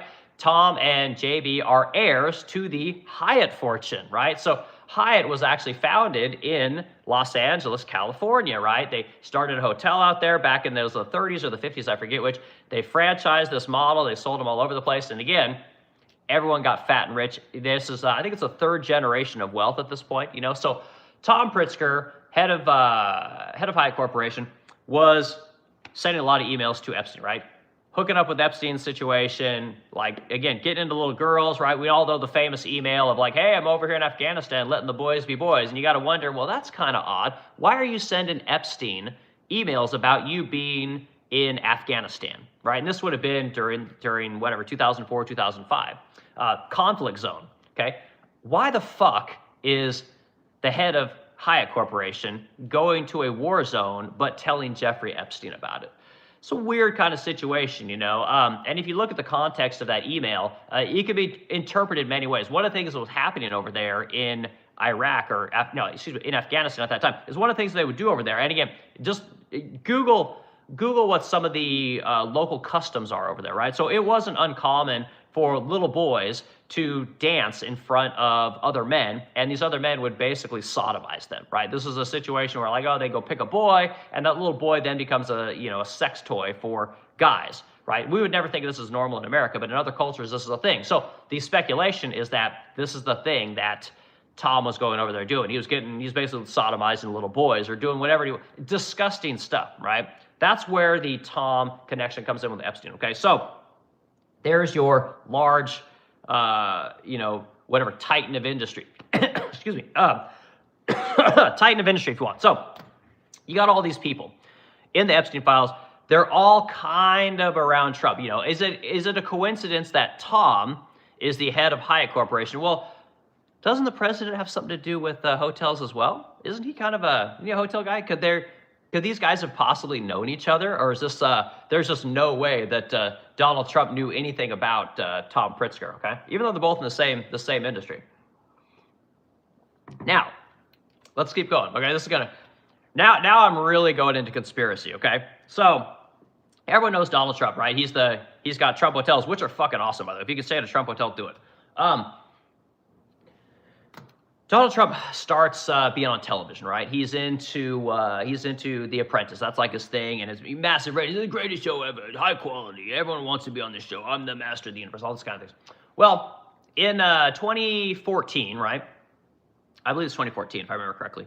Trump bought this thing called Miss Universe.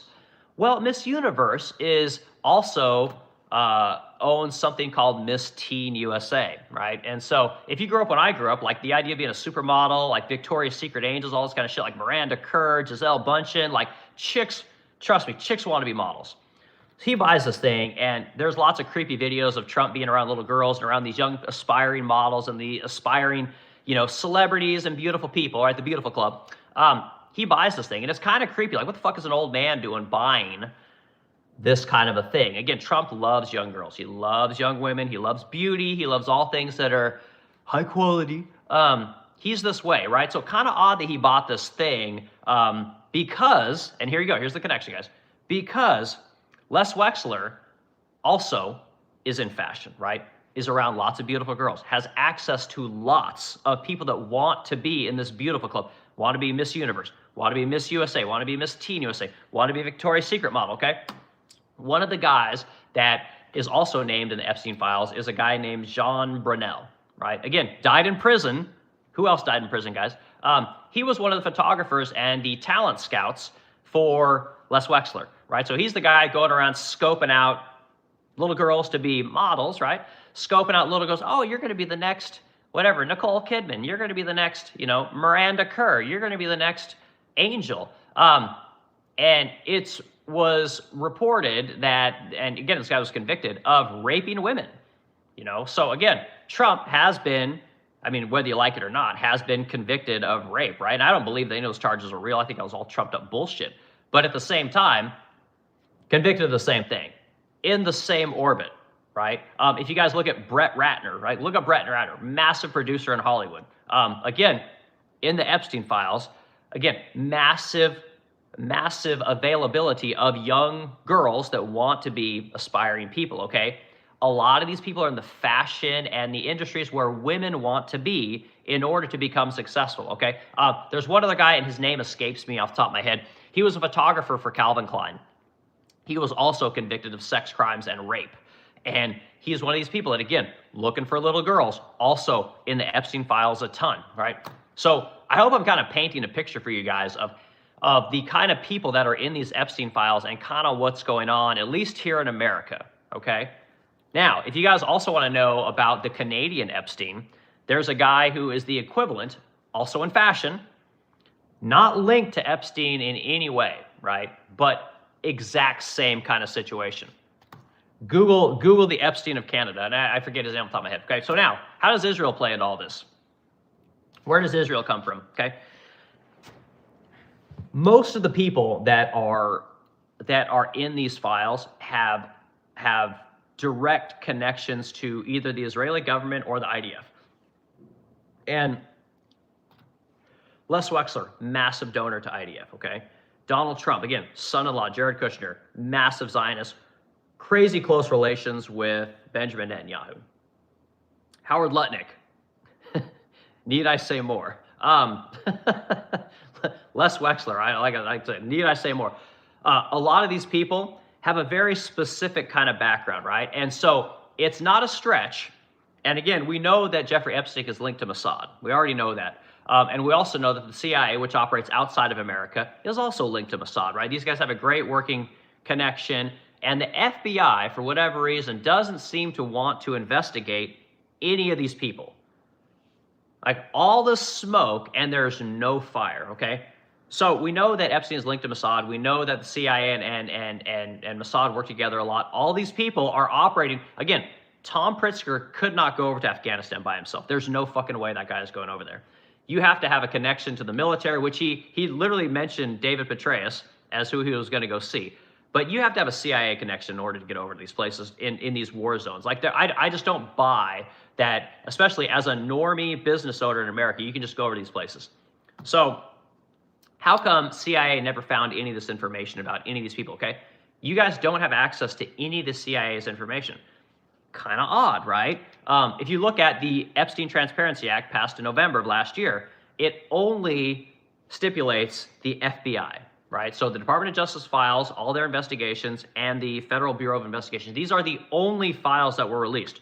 They conveniently left out anything related to the CIA. Okay? Now, the CIA literally operates outside of America, which is where most of the content is actually happening, right? These things that happen on Jeffrey Epstein's island, again, this is not an American territory, okay? These are not, you're not going to get information about what's going on over there through the Department of Justice or the FBI here in America. You're not going to get the information about Mossad from the FBI here in America or the Department of Justice.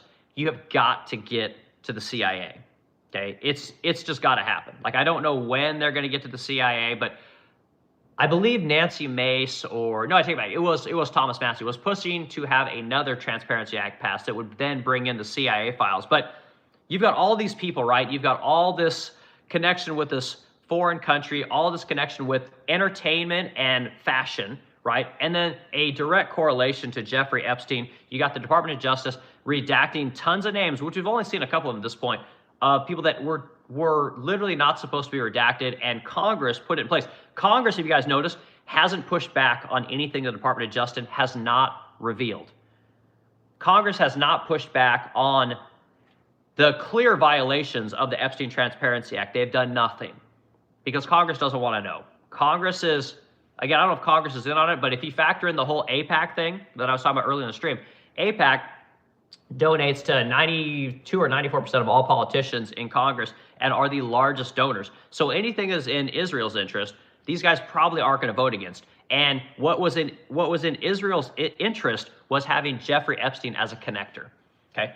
And it was all done to create a honeypot / blackmail trap to get what it is that whether Israel or people in the CIA, the FBI, the Department of Justice needed done.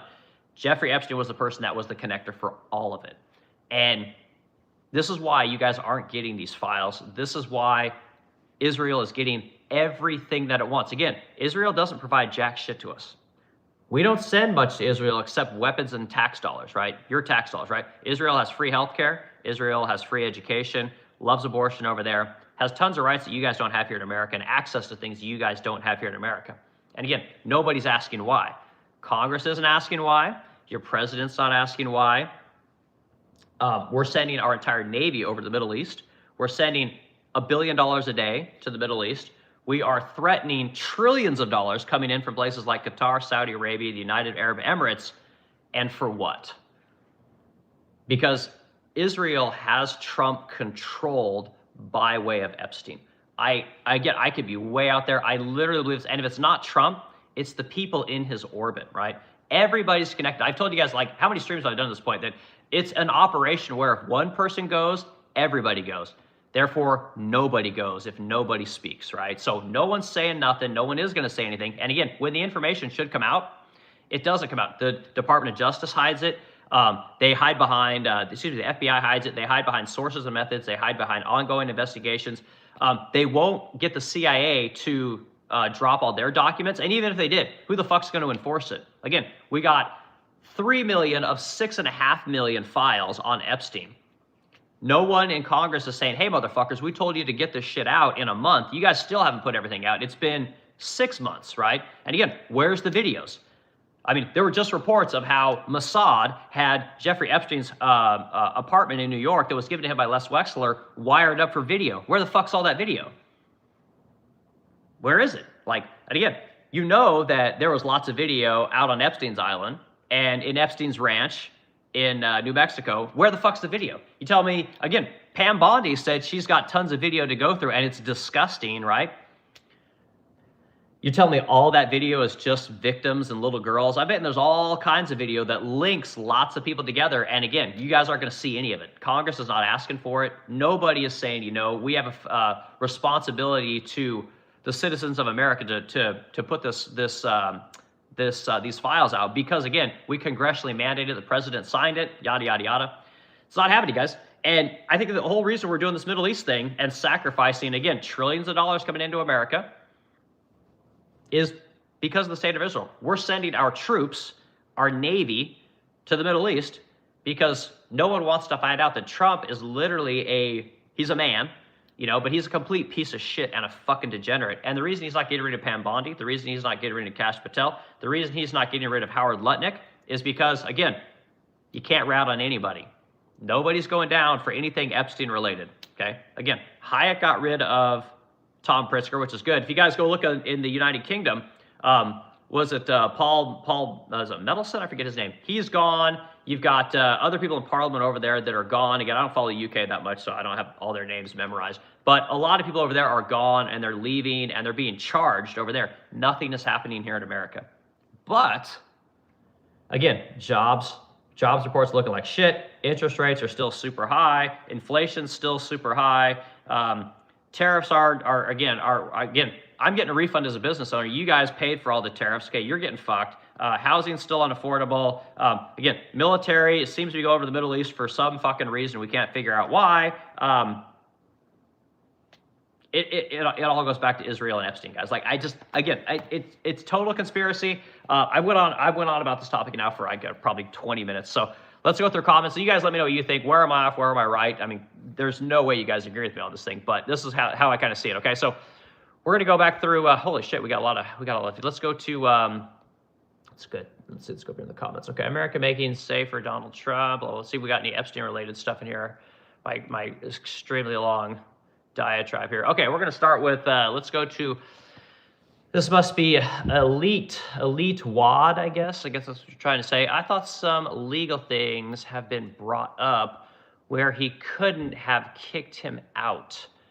I'm not sure. Maybe you're talking about Lutnick. I'm not exactly sure you're talking about Elite. And again, I'm sorry. I can't keep up with comments, guys. I just have to stream through them as best I can. Try and find good ones that have something constructive to say and kind of read those. You want your comment read right away?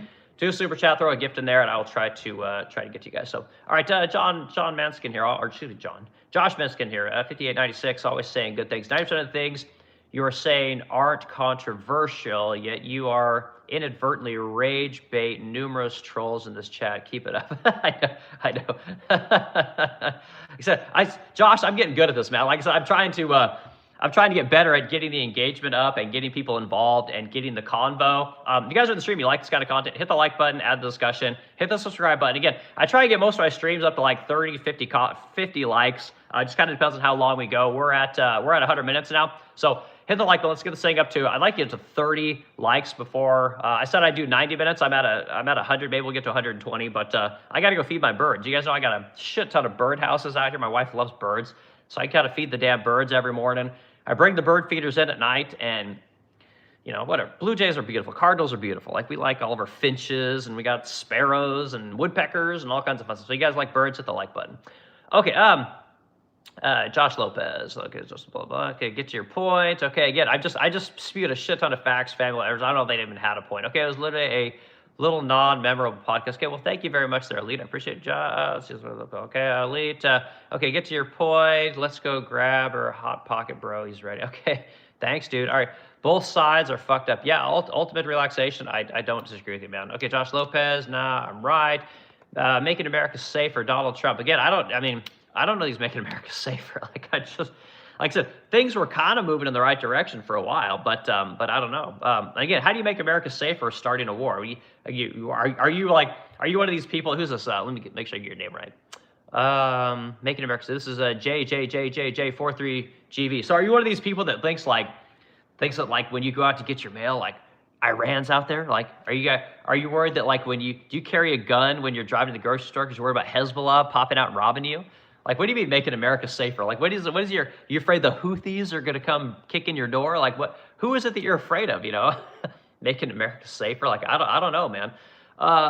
We got Smuggy Smuggerson. Great name, man. You were in the files, bro. Probably, man. I think everyone's in the files. Now, think about the files. Like, I should say that as a note. Just because you're in the files doesn't mean that you're guilty, you know? The problem that I have is that we have to bring back shame in this country. And again, we got so many people that are tribal. They're just like, oh God, if it works for my side, I will disregard all the nasty shit that you did or the nasty people you associated with. We got to do better than that. Like, we got to be better as Americans. We can't just overlook dirty, nasty things that people have done or dirty, nasty people because we like their tax policy. Like, you got to be willing to call a spade a spade. You got to be willing to say, like, no, I like your tax policy and you're a fucking piece of shit. Right? You got to be willing to do that, right? So when people talk about Trump, like, again, the guy, he just is around terrible people, guys. Like, he is around disgusting people. And the date that is so significant is that 2008 date when Jeffrey Epstein became a child trafficker, guys. You know what that means? That's basically like associating with a pedophile, right?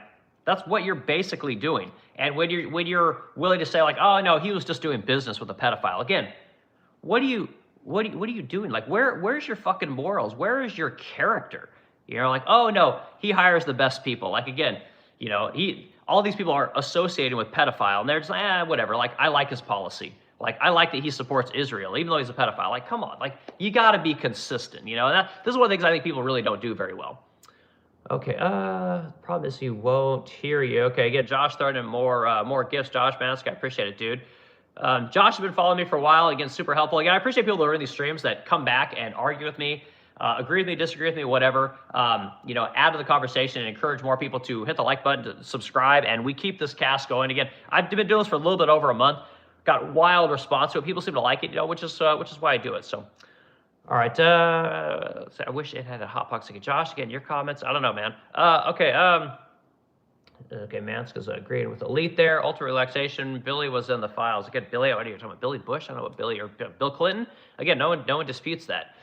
All right, Elite 3 Wad. Now I'm jealous, and now he's around. Maybe he's getting to the point. Okay, all right, David Martinez. You seriously look like the kind of guy that has a white windowless fan. All right, thanks, dude. I do own a white windowless fan. I take it back. No, it does have windows in the back, because again, I have a furniture company.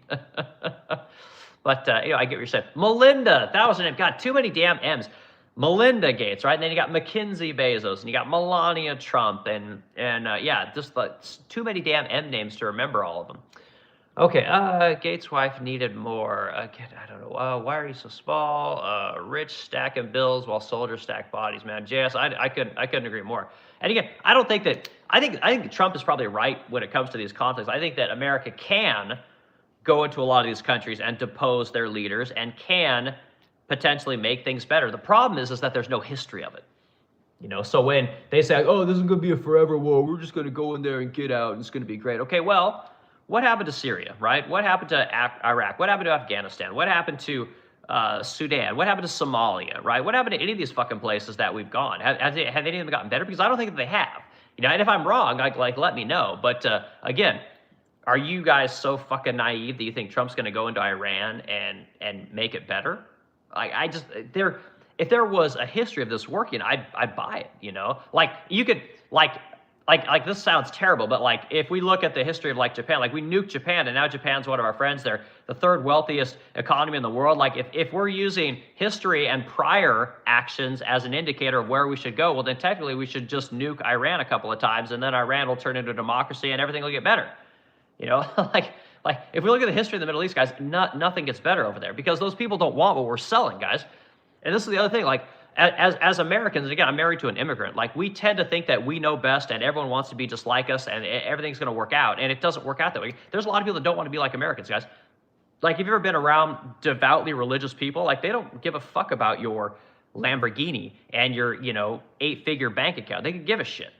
These people don't think like we think, and that's okay. That's a good thing. You don't want everyone to be the same, guys. You don't want a homogenized world where everyone's a Christian or everyone's a Jew or everyone's a Muslim.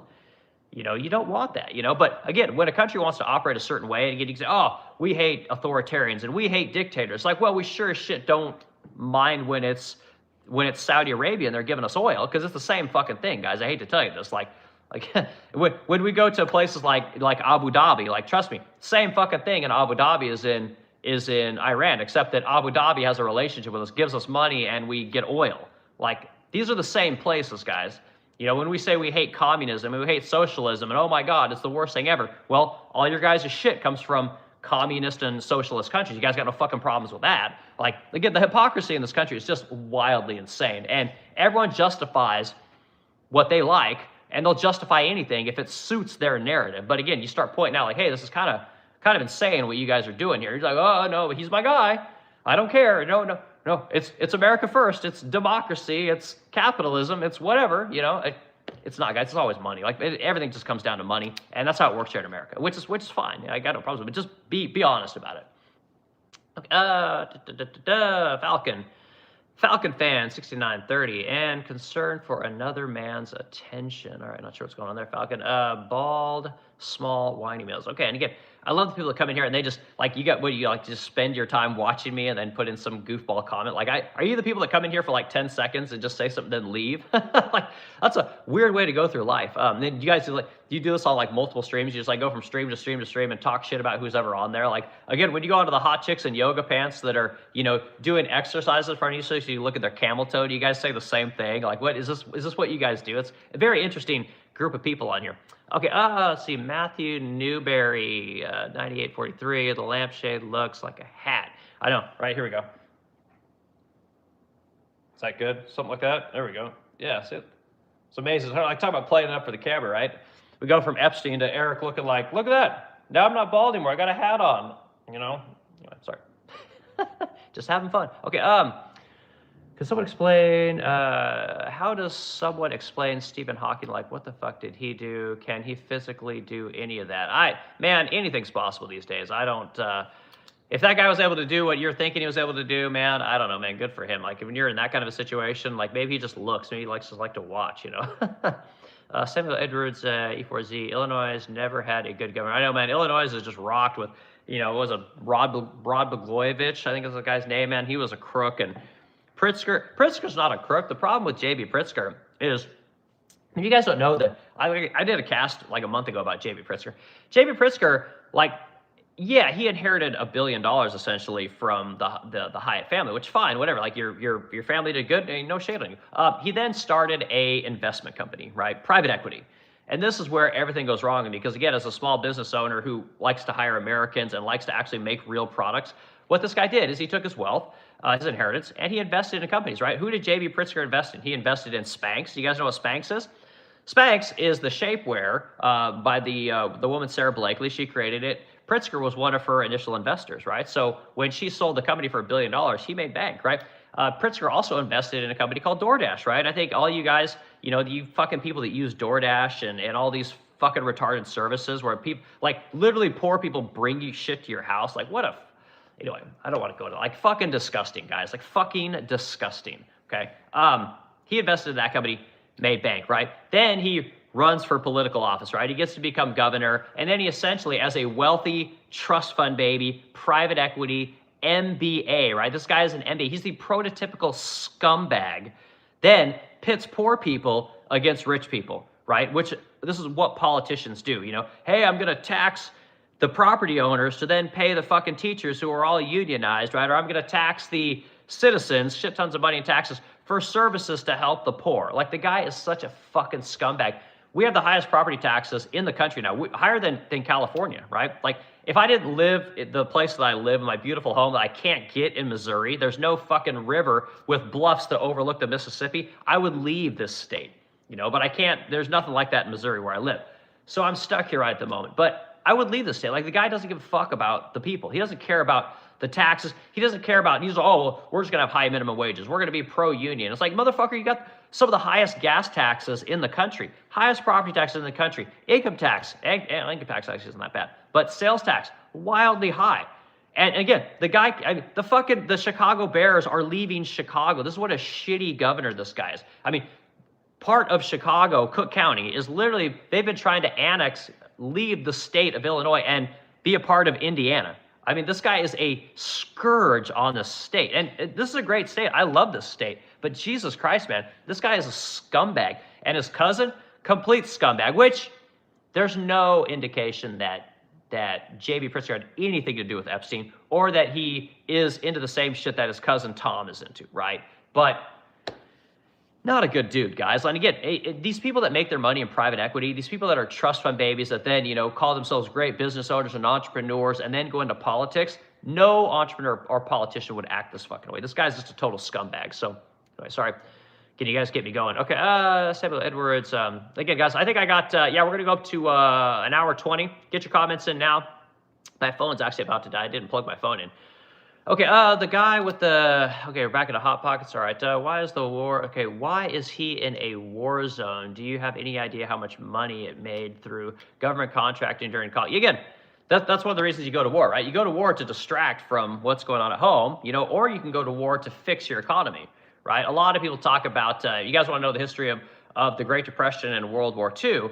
So when they signed the New Deal, right, in the 30s, the injection of capital into America after the Great Depression really helped to get things going. I mean, it was working, if we're being completely honest. But what really got America moving again was the conflict of World War II, right? World War II came in. Not only did you have the injection of capital from the New Deal, but then you had the injection of capital from the war, right? So we went from, it was something like, I think we were spending like, we had a debt of like $40 million. I can't actually fucking remember this stuff. $40 million prior to World War II. After World War II, it was $250 million. Like, and it might have been $1 billion. I forget exactly what the number was, but it was like, it was something like it was like a 40 or 50x of the debt. It was just an insane amount of money. Created the mightiest manufacturing country the world had ever known at the time, and literally propelled America into what it is today. And then we forsook it all because of the growth of finance starting in the 80s, moving into the 90s, when businesses realized, oh my God, we can just send all this work to the third world and then pay ourselves and all of our shareholders shit tons of money. So they sent all your fucking jobs to the third world and brought the third world in here, by the way, and didn't pay you guys, bribed you guys and bamboozled you guys with college. Like, like it's just fucking insane what happened, man. Like, absolutely insane. Okay, I'll go to Craft Market to buy it up and probably, yeah, 100%. Yeah, no, I agree. And the issue is, JS, again, if you didn't have the Fed, you would actually get a real drop in the market. You'd actually get a real correction in what's going on, and you wouldn't have so many wealthy people to buy it up. But when, again, it only moves down a little bit, there's too many people that are saved, and the ones that are left can then buy up everything. But again, you have a major market, you'd have entire industries collapse. One of those industries would hopefully be finance.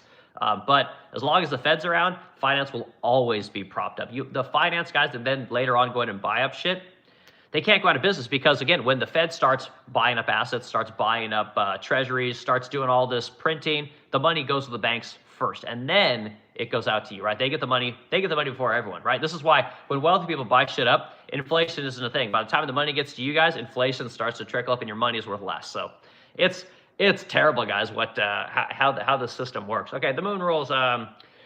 See how he says, I think I was, okay, I'm not sure what's going on there. I believe Katie Johnson, I'm not sure who Katie Johnson is. Vince K9, X9F, we deeply support law enforcement in the state of Israel. Again, I support law enforcement, and I've got no problem supporting the state of Israel. Just don't use my military, don't use my weapons, and don't use my money to go fight your wars. I don't want to be a part of it. Again, I'm not a non-interventionalist, but I believe that we got a lot of shit we got to work on here at home, and we're not doing it. And again, because things are going so terrible here in America, Trump is literally doing this thing. Again, he had this little success in Venezuela, and now he thinks that he can replicate it over the state of Iran. He can then go down as being he literally wants the Nobel Peace Prize, and he wants people to forget about the fucking terrible job numbers, the high inflation, the unaffordability, the fact gas is going up, the fact that his tariffs aren't working. The Supreme Court of the United States is striking him down on everything, and he doesn't want to deal with it. He doesn't want to deal with the fact that people are pissed off that mass immigration hasn't happened. Immigration. The mass deportations. He's super pissed about that. And it's just, again, this is a massive distraction, guys. Massive distraction. The whole Epstein debacle that's happened here in America. Epstein was the biggest story in the world prior to this conflict. Now everyone's fucking pissed off because, again, you're sending our troops, our money, our blood, our treasure over to the Middle East. For what? You know what? To protect America from fucking Iran has nothing to do with America. You know, and again, they'll say, oh, the Houthis, Hezbollah. They'll say whatever they want, proxies. And again, no one in America is worried about like, oh my God, I hope Hezbollah's not out there when I go to the park today. Like, he's so full of shit, guys. And again, a lot of you guys fucking buy this stuff because you're just as tribal as it gets. You don't see the big picture of what's going on, you know, which is too bad. I feel bad for a lot of people. Okay, guys, we're going through a couple more comments, and I'm going to get out of here. I appreciate everyone hanging out this morning. And again, this is a big topic for me. Again, as a Trump supporter, I supported this guy for 10 years at this point, and he's betrayed me. He's betrayed what he ran on. He's betrayed the things that I pushed to have done in this country. And again, he's just another politician, and it's too bad. And the problem is, guys, is that if Trump was supposed to be the guy that brought this country back to the center, what do we have to do in order to get someone that actually is able to bring the country back to the right just a little bit? What kind of a person has to get elected to do that? Because to me, I mean, you're talking about like strongman type shit. I mean, you're talking about like what we got to get you're talking like Hitler type conversations. You know, like what kind of a person has to come in to run for office that's going to do the thing that they run on? Because every single one of them that runs, they all bitch out, you know, unless it's a Democrat and they're liberal bullshit, right? You know, men can be women can be women, you know, sending, you know, infinite amounts of money to college, letting everybody go to college and the taxpayers on the dime for it. I mean, all that shit seems to pass and all that shit seems to happen. You know, you want to lock people down because of a virus. You want to, you know, shame people into not wearing masks. Like, they love that shit.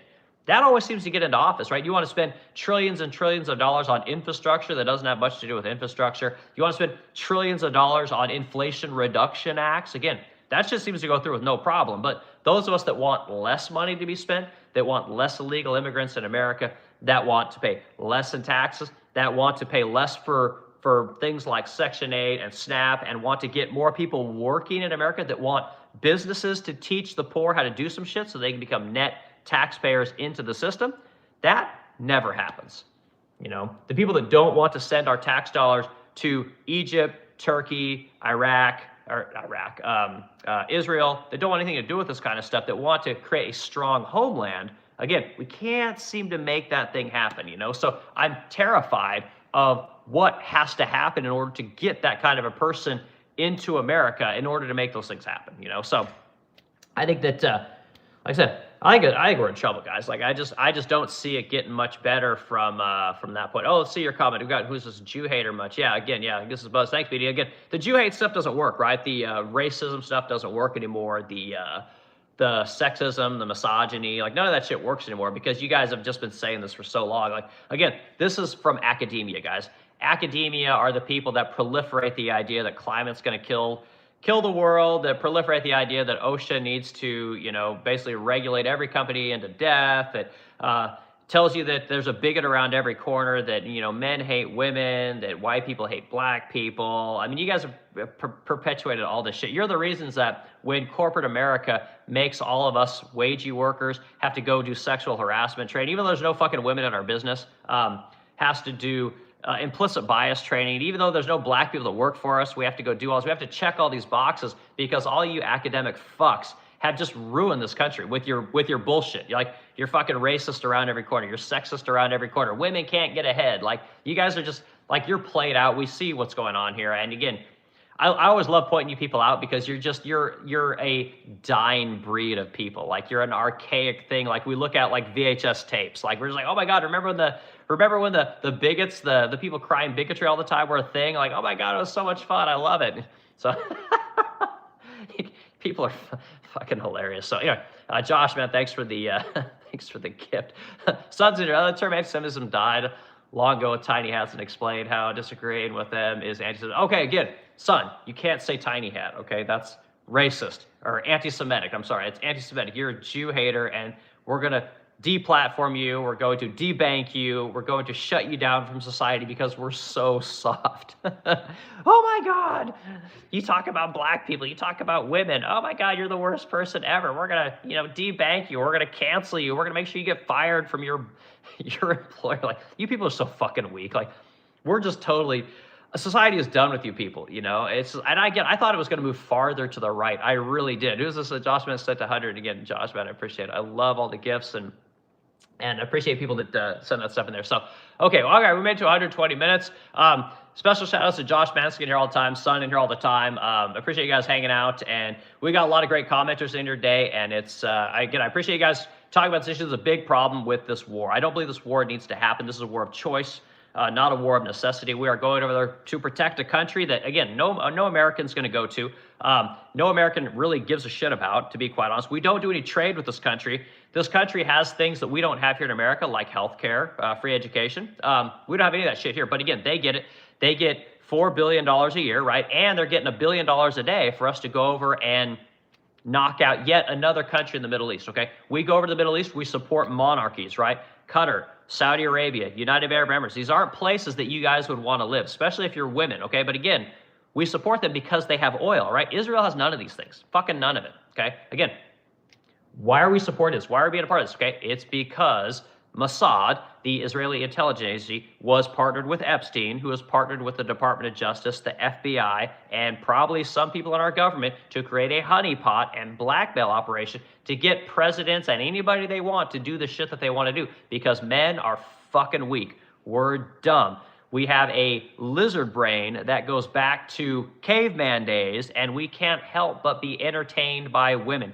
And some guys, because they're so powerful, because they were made fun of as little kids, they love the idea of being in control. They love the idea of some little, 13-year-old girl being powerless against them. They're finally in control. They finally get to do this thing that they wanted to do, and it is disgusting.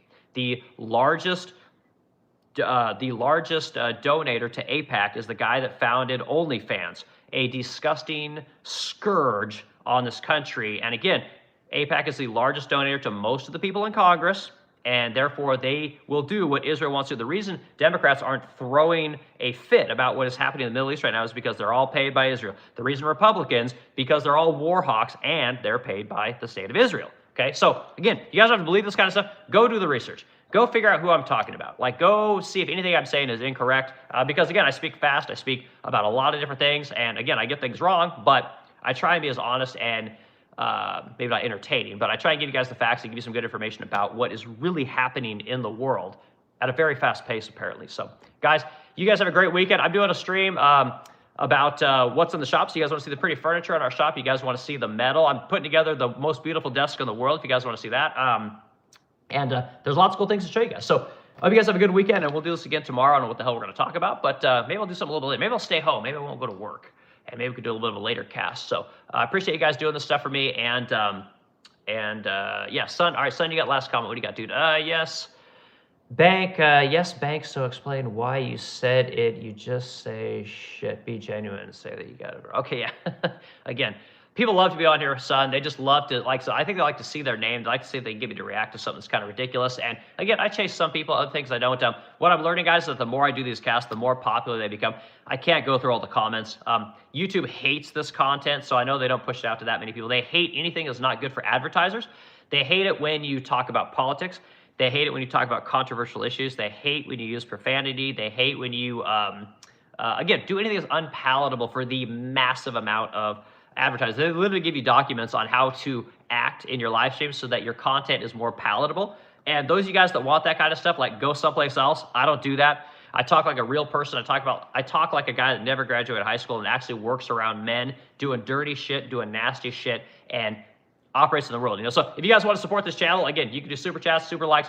There's a membership for 99 cents a month. You can throw that on there if you guys want. Again, I don't make my money on YouTube. I make my money selling furniture. Go to theresplendentcrow.com, see what it is that I sell. And again, most people can't afford it, but that's okay. Just see that I actually have a real business and I know what I'm talking about. I'm not just some fucking talking head with a mass communications degree trying to pontificate and spit fire about something that I don't fucking know anything about, So anyway, you guys have a good one, and we'll read you guys, talk to you guys later.